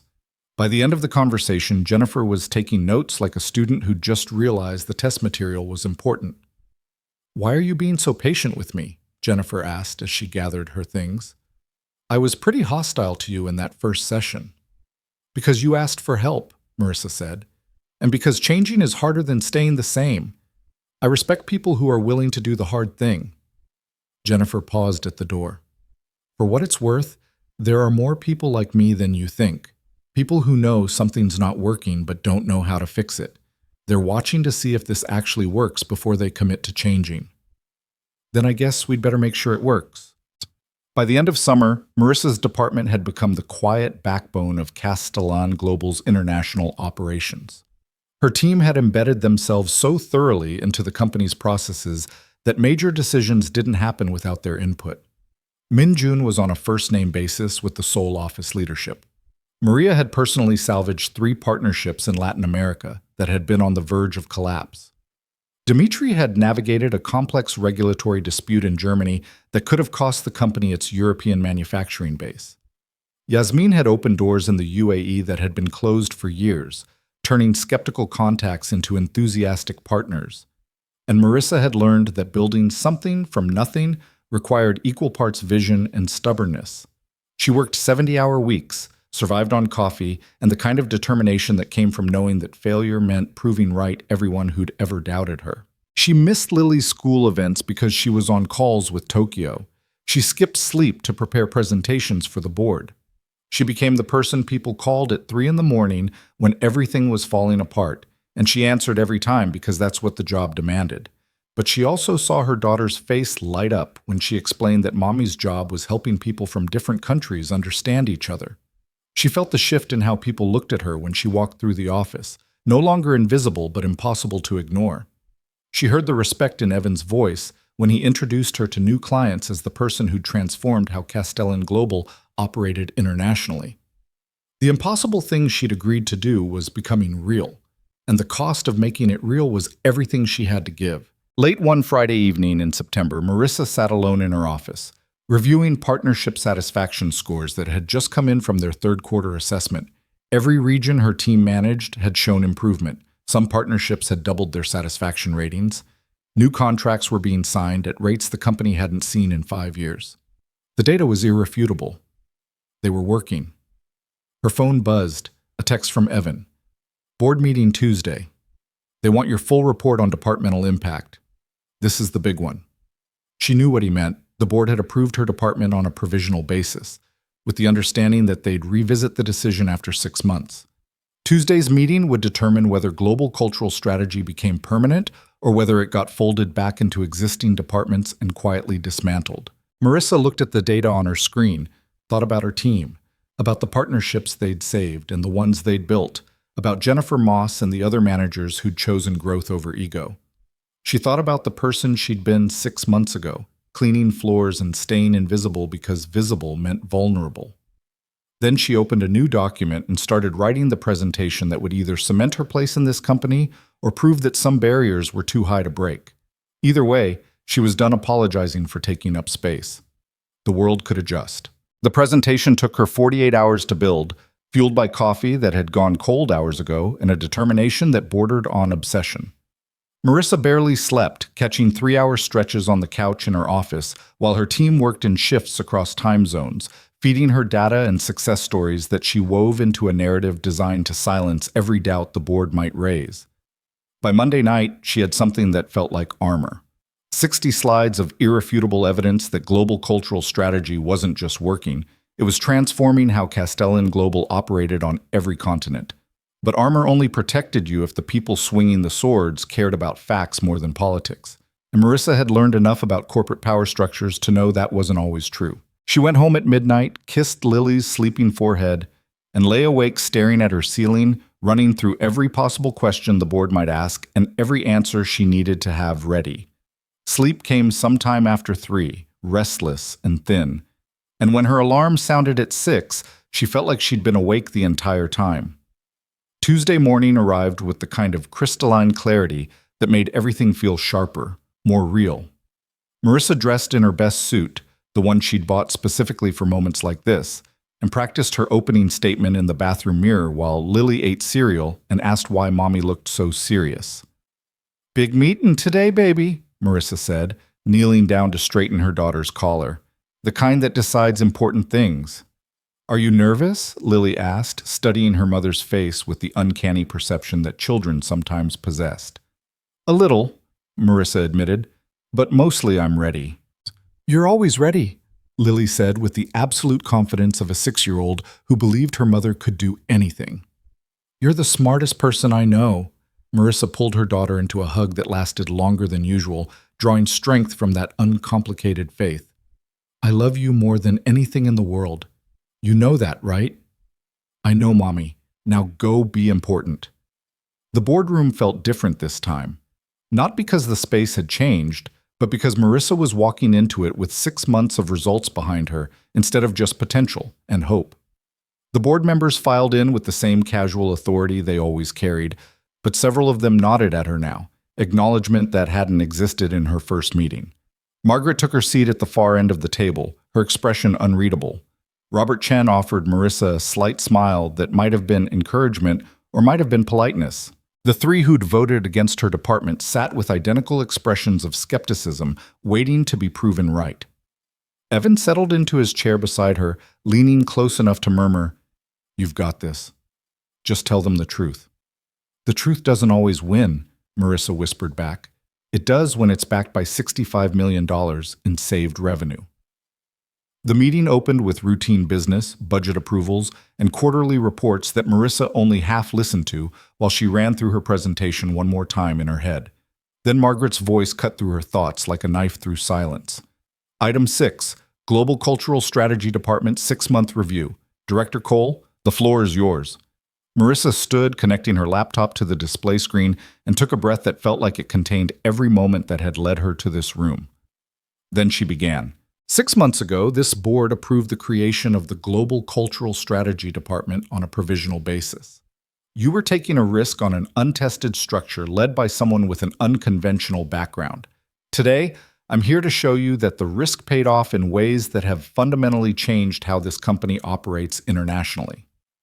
She clicked to the first slide, which showed a simple comparison. Revenue from international partnerships in the 6 months before her department existed versus the 6 months after. The difference was stark. 32% growth, with contract retention rates up by 41%. These numbers represent more than growth, Marissa continued. They represent relationships that were failing and are now thriving, partnerships that were ending and are now expanding, and markets that were closed to us that are now open. But numbers only tell part of the story, so let me give you the rest. She walked them through case studies, each one a detailed narrative of crisis prevented or relationship rebuilt. The Tokyo manufacturing contract that had been hours from termination and was now extended for 5 years with expanded production capacity. The Brazilian market entry that had stalled for 18 months and was now generating $12 million in annual revenue. The Dubai partnership that had been stagnant for 3 years and had just committed to a joint venture worth $40 million over the next 5. With each example, she showed the before and after, the communication that had failed, the intervention her team had made, and the outcome that followed. She didn't soften the failures or exaggerate the successes. She let the work speak for itself. Margaret interrupted halfway through, her tone sharp but not hostile. "These are impressive results, Director Cole, but how much of this is sustainable versus short-term fixes that will require constant intervention?" It was the question Marissa had been waiting for, the one that could dismantle everything if she didn't answer it perfectly. That's exactly the right question to ask, and it's why we haven't just been solving problems. We've been changing systems, Every intervention my team makes includes a training component for the managers involved. We document what went wrong, why it went wrong, and how to prevent it from happening again. The goal isn't to make Castellan Global dependent on my department. The goal is to make cultural competence so embedded in how this company operates that eventually we're preventing problems before they start rather than scrambling to fix them after. She clicked to a new slide showing training completion rates and subsequent performance metrics. Managers who'd completed the full cultural communication program showed a 78% improvement in partnership satisfaction scores. More importantly, repeat incidents of cultural miscommunication had dropped by 62% among trained managers. We're not just teaching people what to say, Marissa explained. We're teaching them how to think about international partnerships as collaborative relationships rather than transactional exchanges. That's a fundamental shift in mindset, and it takes time, but the data shows it's working. Robert leaned forward, interested. What's your biggest challenge going forward? Scaling without diluting quality, Marissa said immediately. Right now, my team of 4 is managing relationships across every major market. We're effective, but we're also stretched thin. As this company continues to expand internationally, we'll need to grow the team to match that growth. The alternative is that we become a bottleneck instead of a resource. How many people are you proposing? 2 additional regional specialists within the next fiscal year, focused on emerging markets in Southeast Asia and Sub-Saharan Africa. Long term, I'd recommend a team of 10 to 12, structured so that we have redundancy and depth in every major region.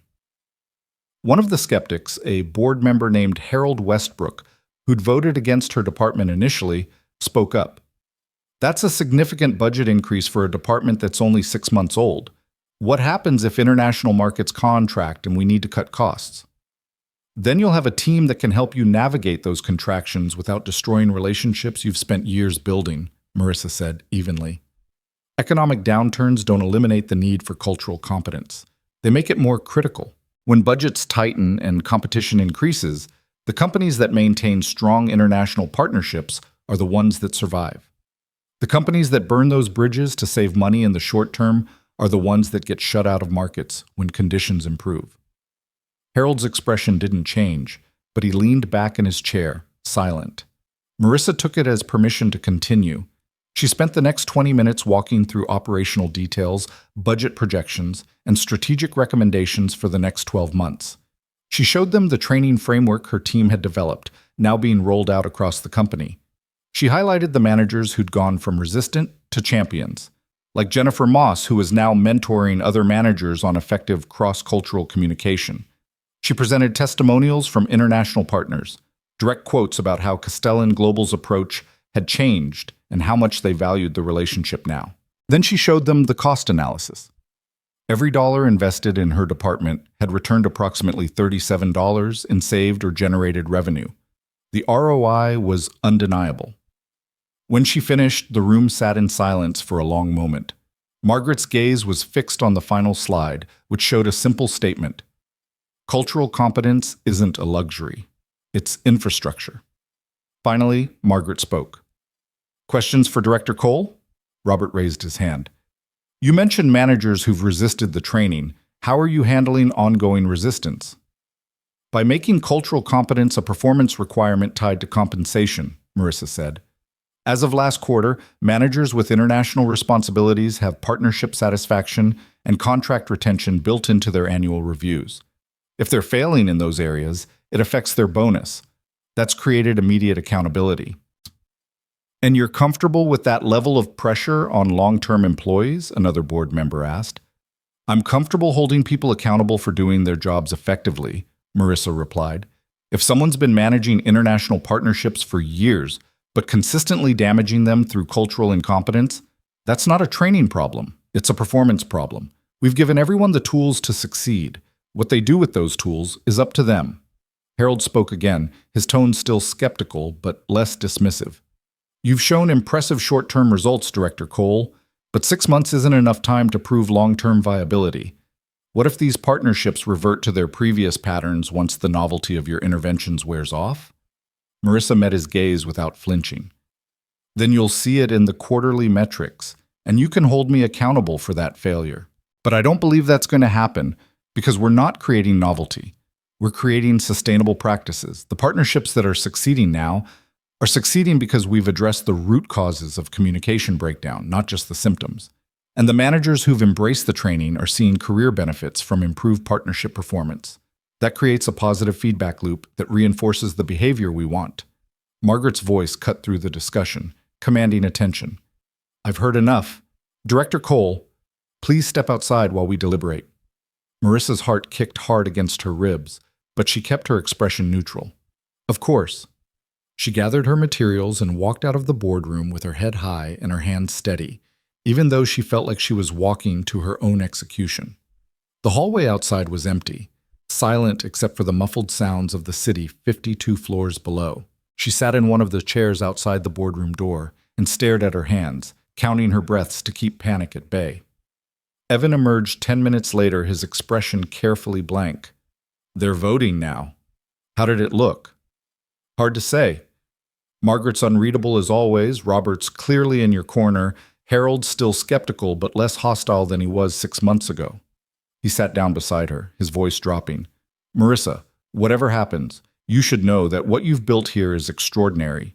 If they don't see that, it's their failure, not yours.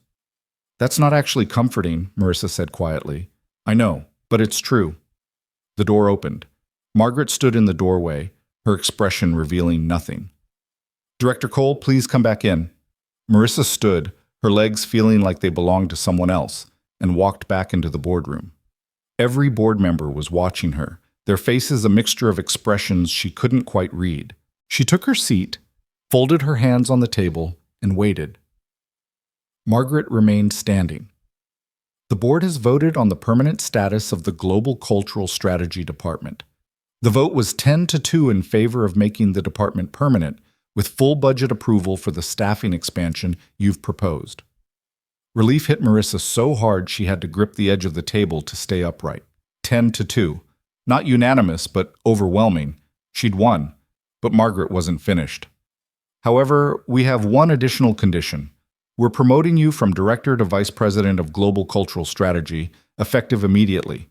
Your department will report directly to the Executive Committee, and you'll have a seat at the table for all major strategic decisions involving international operations. Salary and equity will be adjusted to match the new position. The room tilted. Marissa heard the words, understood them individually, but couldn't quite process what they meant together. Vice President. Executive Committee. 6 months ago, she'd been cleaning these floors. Now she was being offered a position that most people spent decades climbing toward. Her voice came out rough, and she cleared her throat. I'm honored. Thank you. Robert smiled, genuine warmth in his expression. You've earned it, Marissa. The question is, are you ready for what comes next? Because being at the executive level means different pressures, different politics, and a lot more visibility. Marissa thought about Lily, about the folder in her closet with the Georgetown acceptance letter, about every moment she'd been told she wasn't qualified or credentialed or good enough. She thought about the Tokyo executives who'd trusted her, the managers who'd changed because she'd shown them a better way, the partnerships that were thriving because someone had finally cared enough to do the work right. I'm ready, she said, and meant it. The meeting adjourned with handshakes and congratulations that felt surreal. Evan pulled her aside as the board members filed out, his expression caught between pride and something that looked like relief. You just made history, he said quietly. First VP in this company's 70-year existence to come from a non-traditional background. That's going to mean something to a lot of people. Or it's going to make me a target for everyone who thinks I don't belong here. Both things can be true. He paused, then added, For what it's worth, I'm glad you're on my team. You mean I'm glad you're on mine, Marissa said with a faint smile. I outrank you now. Evan laughed, the sound breaking the tension. Technically, we're peers, but I'll let you have that one. Marissa returned to her office to find her team waiting, their faces anxious until they saw her expression. Minjun broke first. We're permanent? We're permanent, Marissa confirmed, and expanding. Start thinking about who we should recruit for Southeast Asia and Africa, because we're growing. Maria let out a whoop that probably carried 3 floors down. Dmitri grinned, his usual stoicism cracking. Yasmin just nodded, satisfied, like she'd known all along this was how it would go. They celebrated with terrible office coffee and leftover pastries from someone's morning meeting, and for a brief moment, Marissa let herself feel the weight lift. They'd done it. They'd taken an impossible idea and made it real, made it permanent, made it matter. But the celebration was short-lived because Marissa's phone buzzed with an email from Patricia Vance requesting an immediate meeting. The subject line read, "Urgent, personnel matter." Marissa's stomach sank. She excused herself from the celebration and headed to HR, where Patricia waited with an expression that managed to be both sympathetic and calculating. "Congratulations on your promotion," Patricia said, gesturing to a chair. "I'm sure you're very pleased." "Thank you," Marissa said carefully, sitting down. "What's the urgent personnel matter?" Patricia slid a folder across the desk. "Brad Hendricks has filed a formal complaint alleging workplace discrimination and hostile work environment. He's claiming that your promotion is evidence of favoritism and that he's been unfairly targeted for termination because he questioned your qualifications." The words landed like a punch. Marissa opened the folder, scanning the complaint with growing disbelief and anger. Brad had twisted every interaction they'd had, reframing his resistance to training as legitimate concern and her accountability measures as personal vendetta. He'd even included statements from two other managers who'd resigned, both claiming they'd been pushed out by a new culture of political correctness that punished people for being direct. "This is ridiculous," Marissa said, her voice tight. Brad was removed from the Tokyo account because his communication style damaged a partnership worth $80 million. The other managers who resigned did so because they refused to adapt to job requirements. There's no discrimination here. Nevertheless, he's filed the complaint, and company policy requires that we investigate. Patricia's tone was professional, detached. "During the investigation, we'll need to interview you, your team members, and any managers who've interacted with your department. The process typically takes 4 to 6 weeks. And in the meantime? In the meantime, you continue in your role, but I'd recommend being very careful about any decisions that could be perceived as retaliatory." Marissa understood the implication. Brad was trying to freeze her in place, using HR policy as a weapon to limit her authority while he built his case. It was a classic move from someone who knew they couldn't win on merit, so they weaponized process instead. She closed the folder and stood. "I'll cooperate fully with the investigation, but you should know that every decision I've made has been documented, every intervention has been justified by data, and every accountability measure has been applied consistently across all managers. If Brad wants to claim discrimination, he's going to have to explain why his performance metrics are objectively worse than his peers." Patricia's expression flickered, something that might have been respect. "I'll make sure the investigator has access to all relevant documentation." Marissa left HR feeling the weight settle back onto her shoulders, heavier than before. A VP title didn't protect you from people who wanted to tear you down. If anything, it made you a bigger target. She returned to her office and called Evan. "We have a problem."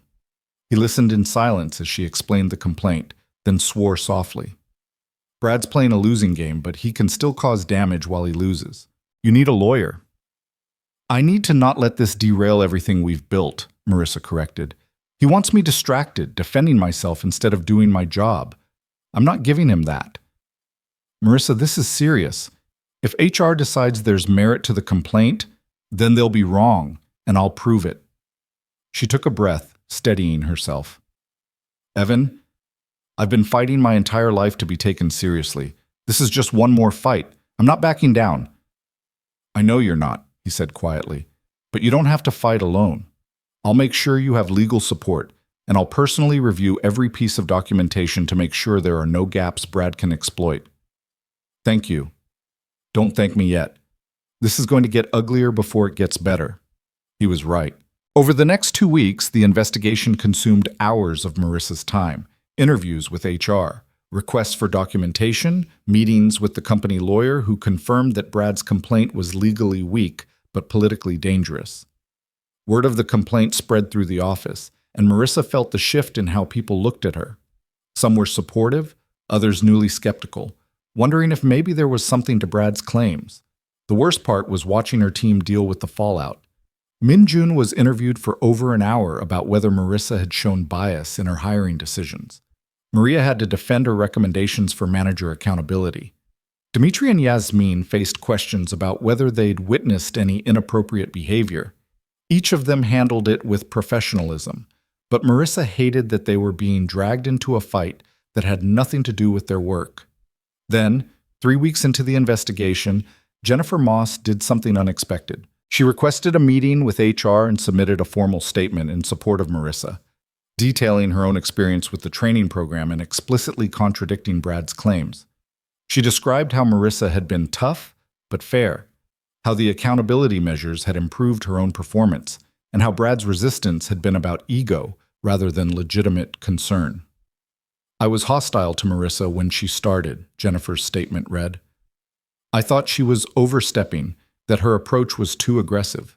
But I was wrong.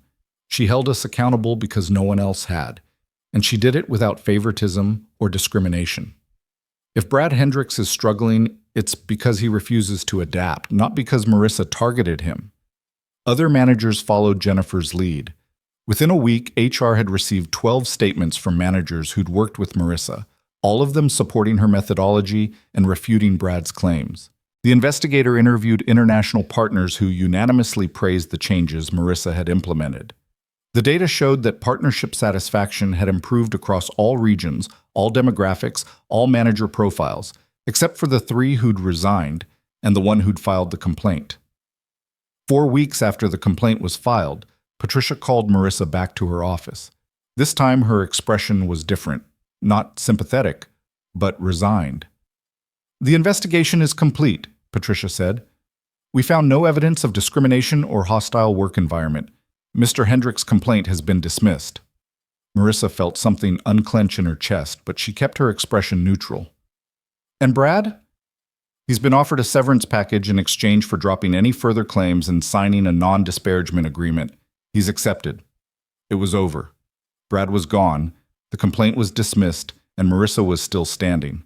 But as she walked out of HR for what she hoped was the last time in a long while, she realized that the fight had cost something. She was exhausted in a way that sleep couldn't fix, worn down by weeks of defending herself instead of building. That evening, she picked up Lily from school and took her to the park, needing to be somewhere that had nothing to do with boardrooms or investigations or people trying to prove she didn't belong. They sat on the swings together, Lily chattering about her day while Marissa pushed her higher and higher, watching her daughter's joy and feeling something in herself start to repair. "Mommy, why do you look sad?" Lily asked, slowing her swing. "I'm not sad, baby, just tired." "From being important?" Marissa smiled despite herself. "Yeah, from being important." "Is it worth it?" The question stopped her. She looked at her daughter, this small person who trusted her completely, who believed she could do anything, who would grow up watching how her mother navigated a world that didn't always want to make room for people like them. "Yes," Marissa said finally, "it's worth it." Because even when the fight was hard, even when people tried to tear her down, even when she was exhausted and doubted herself, she was proving something that mattered. That invisible didn't mean incapable. That unconventional didn't mean unqualified. That the people who'd been overlooked and underestimated could build something extraordinary if someone finally gave them the chance. And now that she had that chance, she wasn't letting go. Not for Brad Hendricks, not for anyone. The investigation's end should have felt like victory, but Marissa had learned that corporate battles didn't end with single wins. They ended when the ground beneath you became solid enough that people stopped trying to shake it. Brad's departure created space, but it also left questions hovering in the hallways. Questions about whether Marissa's success was sustainable, or whether she'd simply gotten lucky in a moment when the company needed someone, anyone, to fix problems they'd ignored for too long. She answered those questions the only way she knew how, by working. Through October and November, her team executed a strategy that had been months in the making, embedding cultural consultants directly into 3 major product launches targeting Asian, European, and Middle Eastern markets simultaneously. Each launch required different approaches, different sensitivities, different communication frameworks. Minjun worked 18-hour days coordinating with manufacturing partners in Seoul and Tokyo, ensuring that product messaging respected cultural contexts while maintaining brand consistency. Maria navigated regulatory requirements in Brazil and Mexico that would have derailed the timeline if she hadn't caught the discrepancies early. Dmitry prevented what could have been a catastrophic misunderstanding with German distributors over contract language that seemed identical in English and German, but carried completely different legal implications. And Yasmin did something that nobody had thought possible.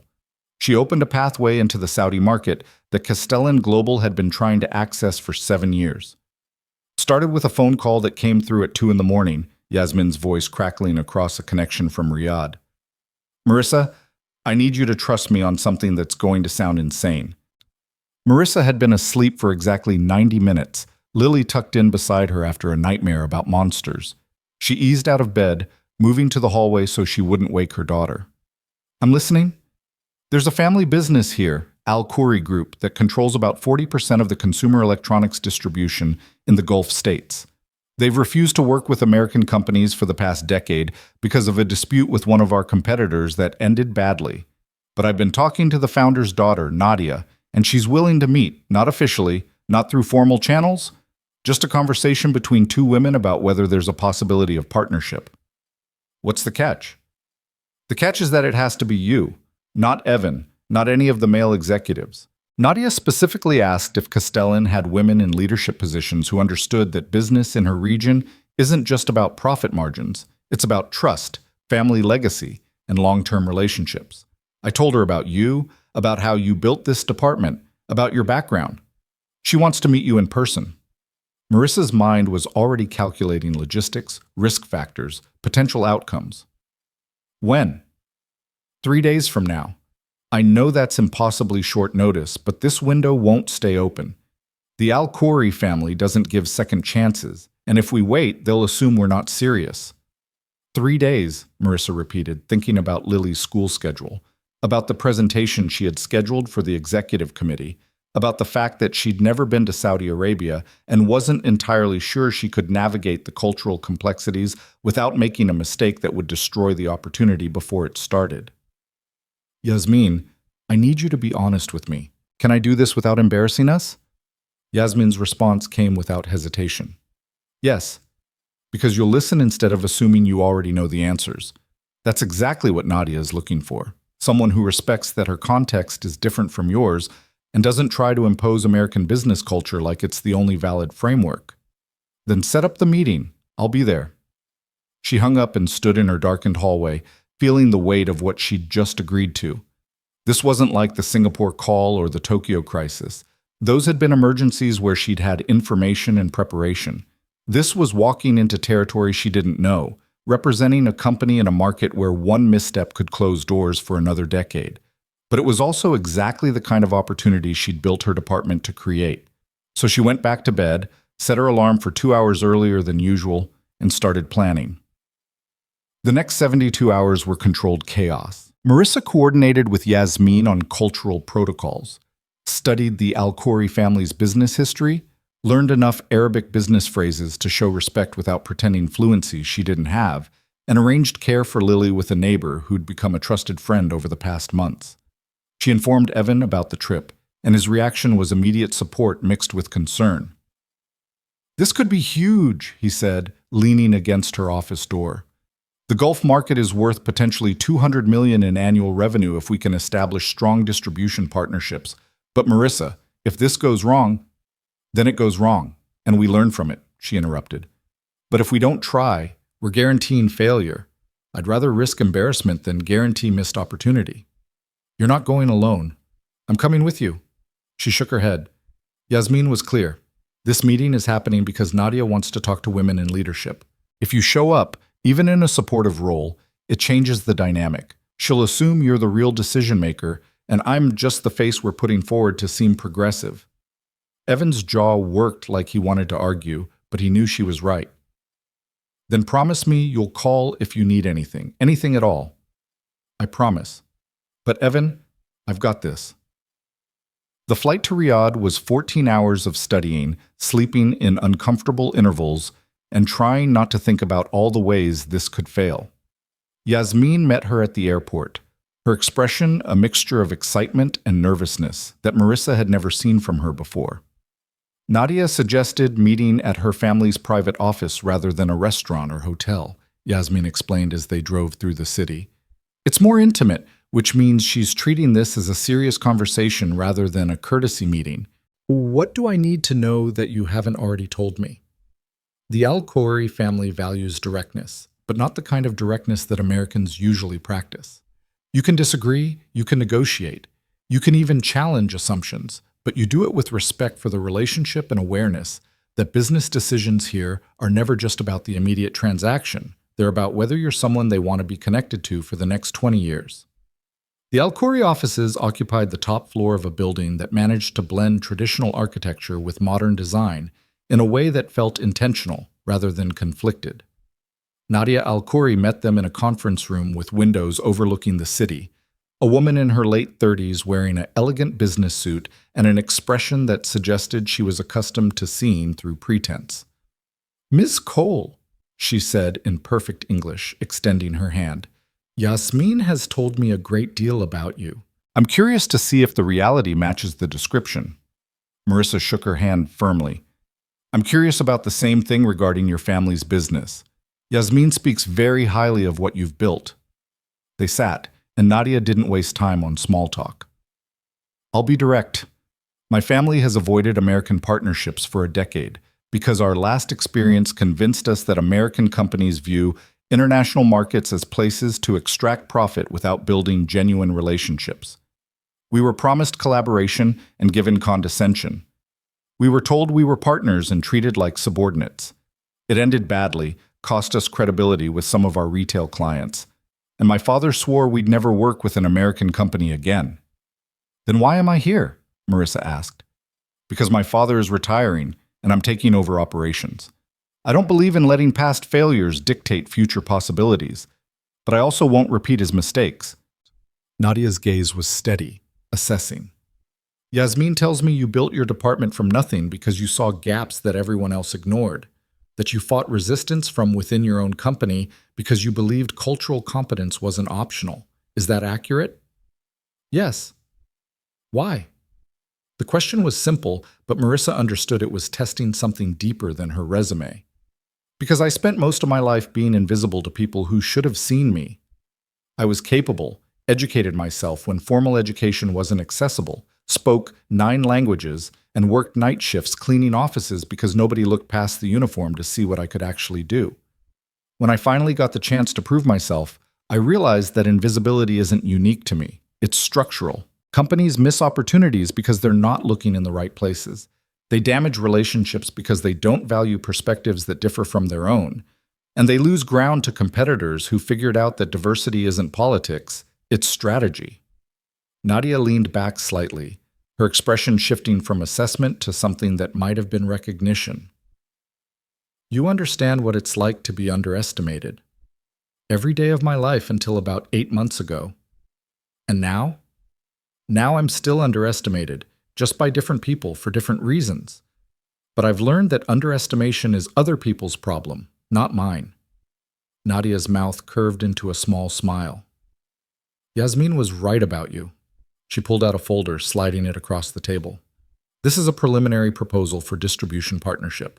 It's aggressive, it requires significant investment from both sides, and it assumes a level of trust that we don't currently have. But it's what a real partnership would look like if we decided to build one."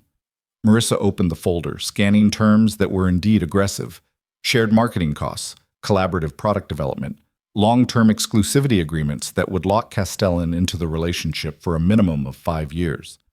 It was the kind of deal that companies spent months negotiating, not the kind you brought to a first meeting unless you were testing whether the other party was serious. "This is more than a distribution agreement," Marissa said. "This is a joint venture." "Yes, because I don't want a vendor relationship. If we're going to work together, I want a partnership where both sides have incentive to make the other successful, where cultural misunderstandings get resolved through conversation rather than contract clauses, where we're building something that lasts beyond quarterly earnings reports." Marissa looked up from the folder. "I can't approve this on my own. I'll need to bring it to our executive committee." "I know, but I need to know if you believe it's worth bringing to them. Because if you don't, we're wasting each other's time." It was a moment that would determine everything that came after. Marissa thought about the board meetings she'd sat through, the resistance she'd faced, the investigation Brad had weaponized against her. She thought about Evan's support, and Margaret's skepticism, and Robert's encouragement. She thought about her team working across time zones to prove that cultural competence could be monetized, that relationships mattered as much as revenue.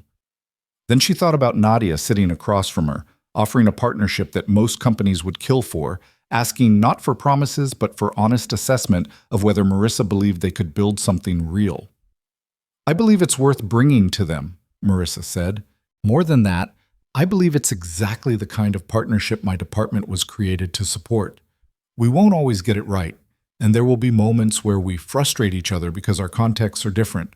But I can promise you that we'll approach those moments as opportunities to learn rather than evidence that the partnership was a mistake." Nadia studied her for a long moment, then extended her hand again. "Then let's see if your executive committee is as smart as Yasmin says you are." The meeting lasted 3 hours, diving into specifics about product categories, market positioning, distribution logistics, and cultural considerations that would need to be addressed in marketing materials. By the time Marissa and Yasmin left, they had the framework for a partnership that could reshape Castellan Global's entire Middle Eastern strategy. On the flight home, Marissa drafted a proposal that she knew would either cement her position as VP or prove to the skeptics that she'd overreached. The deal Nadia was offering was too big to hide, too complex to execute without complete executive buy-in. It would require resources, trust, and a willingness to operate differently than Castellan had ever operated before. She landed on a Tuesday morning, went straight from the airport to the office without stopping home, and requested an emergency executive committee meeting for that afternoon. Evan read her proposal in silence, his expression unreadable. When he finished, he set it down and looked at her with something between amazement and concern. "You're asking us to commit to a 5-year joint venture with a family business we've never worked with, in a market we've failed to access for 7 years, based on one meeting." "I'm asking you to trust that I know what I'm doing," Marissa corrected. "Everything I've built over the past 8 months has been preparation for exactly this kind of opportunity. The Al-Khoury family doesn't need us. They're successful without American partners. But they're willing to take a chance on us because they believe we've changed. If we say no, we're proving we haven't."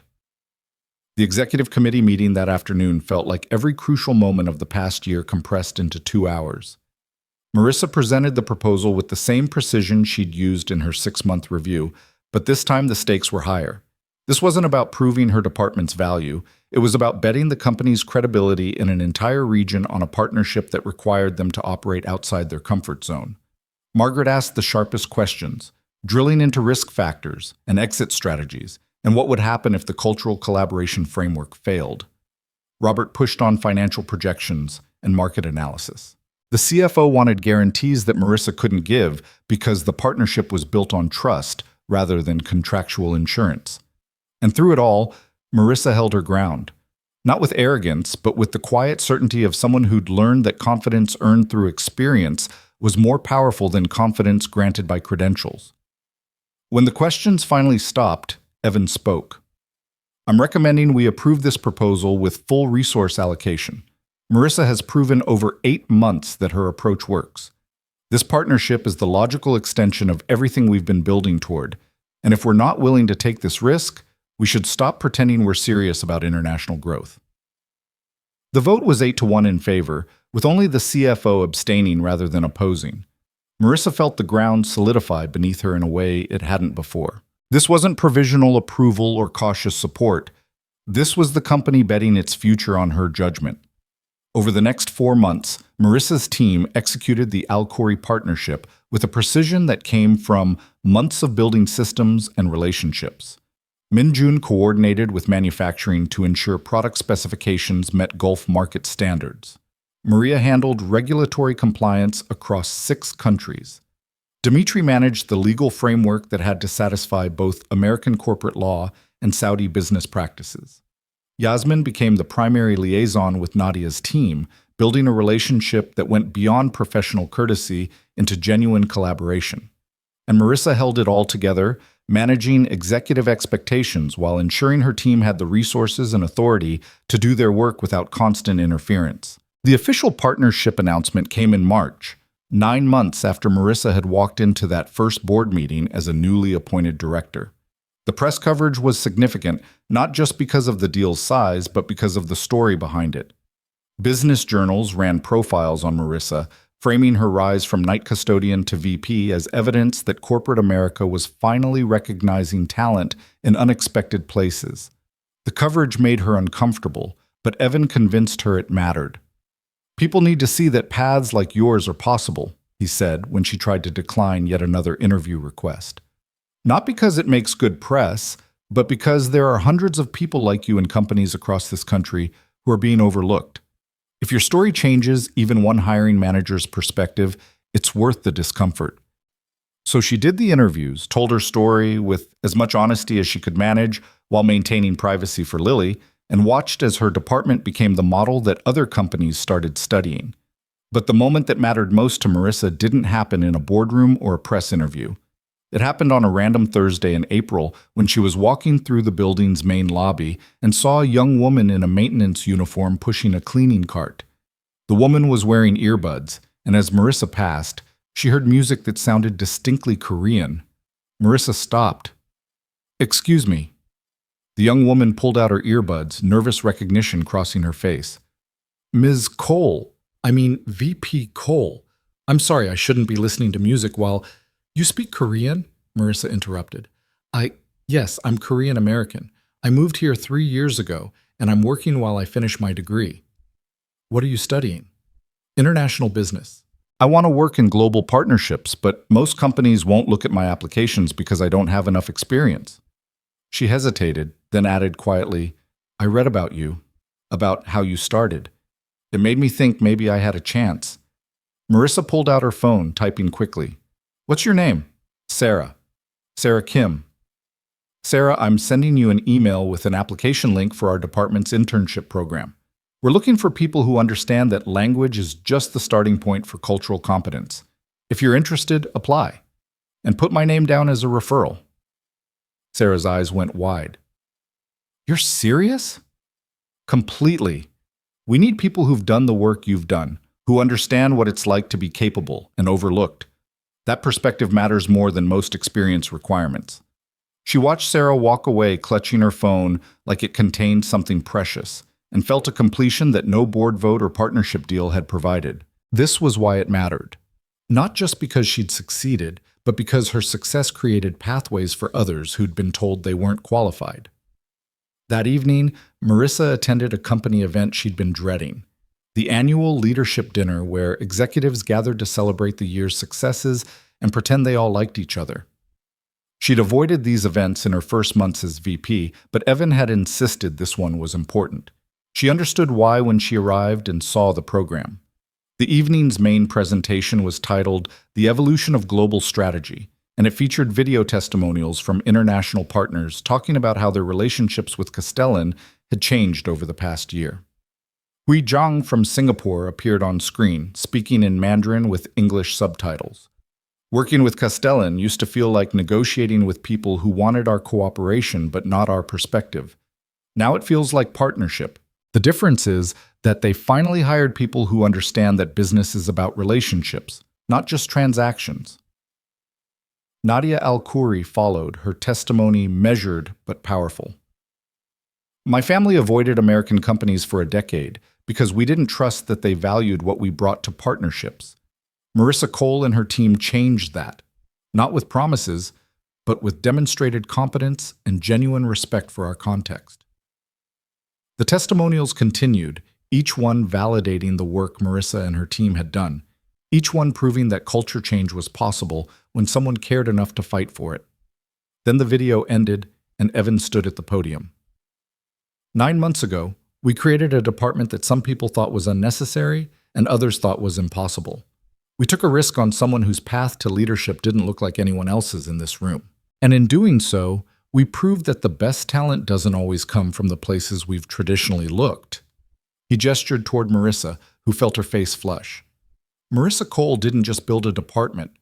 She changed how this company operates in every international market we serve.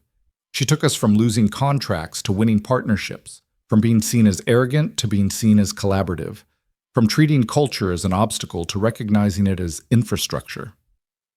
The room applauded, and Marissa stood because it seemed expected, but all she could think about was how strange it was to be celebrated for doing work that should have been standard all along. After the dinner, Margaret approached her, the first time they'd spoken one-on-one since the vote that made her department permanent. "You've exceeded every expectation I had," Margaret said without preamble.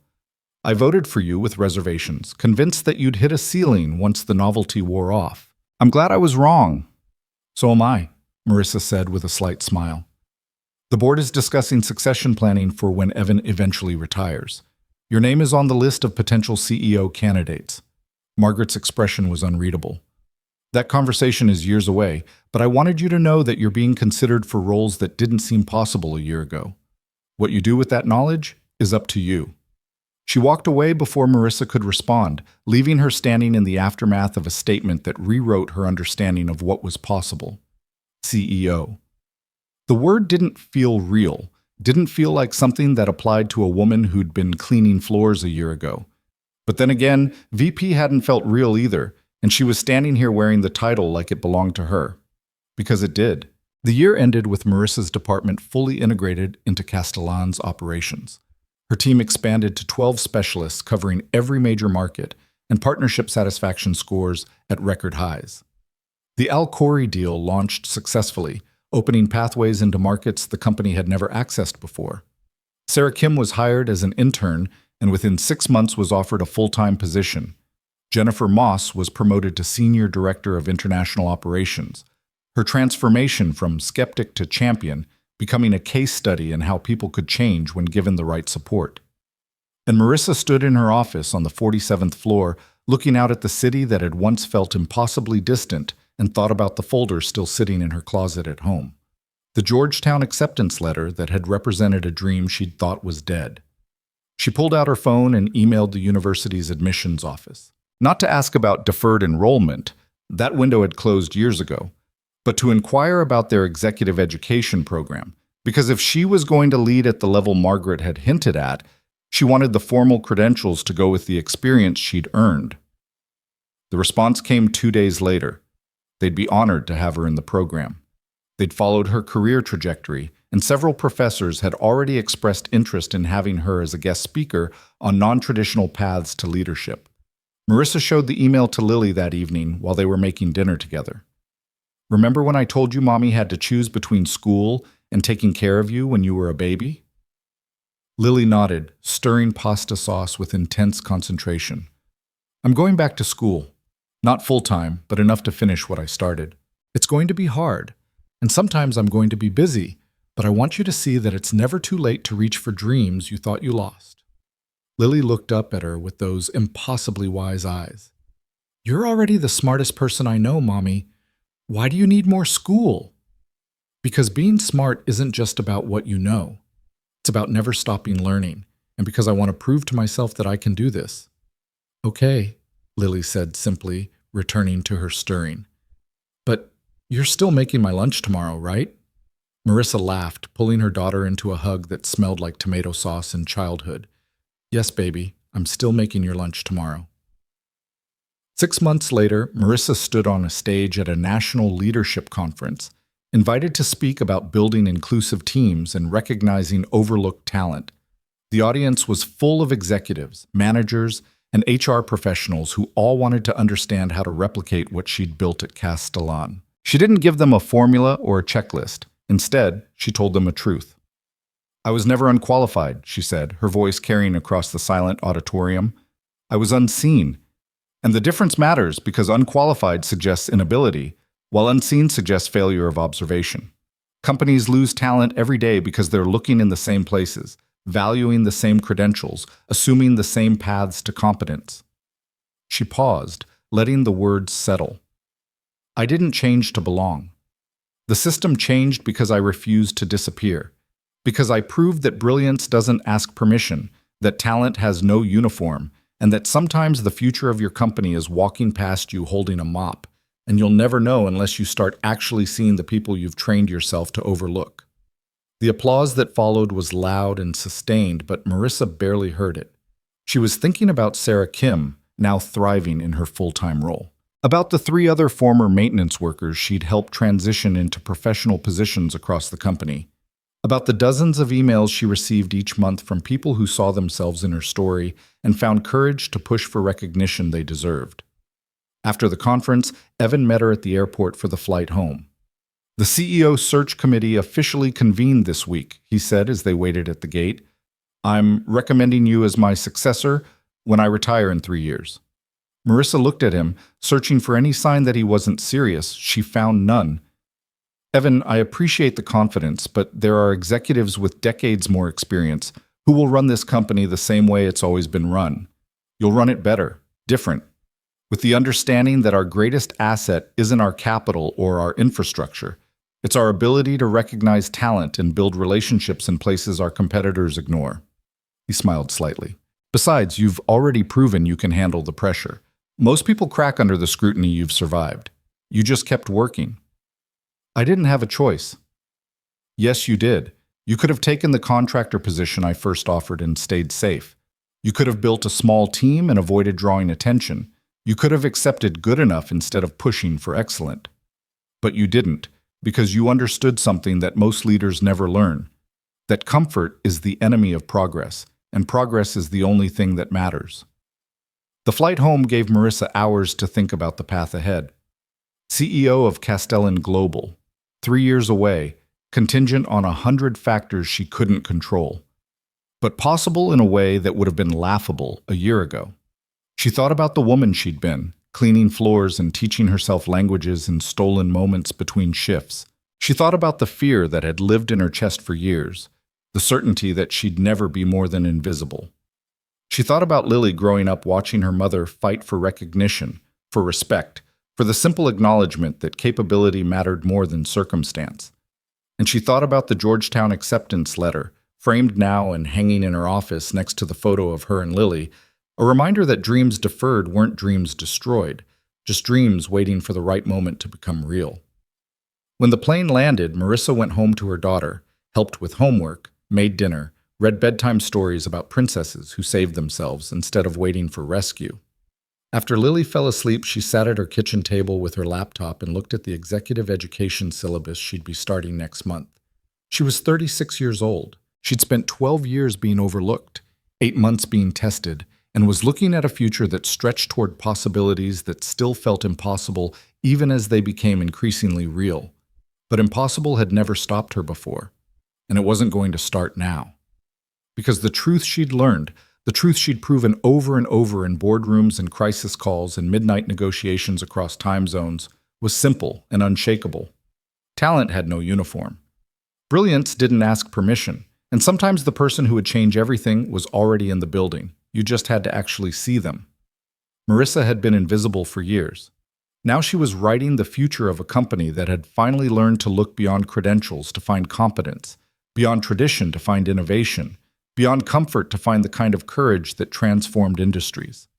The seat at the table had always been hers. She just had to fight long enough for the company to realize what they'd been missing. And now that she had it, she was making sure no one else had to fight quite as hard to be seen. Because that was what real leadership looked like. Not hoarding opportunity, but multiplying it. Not closing doors, but building new ones. Not proving you belonged, but changing the definition of belonging until it made room for everyone who'd been told they weren't enough.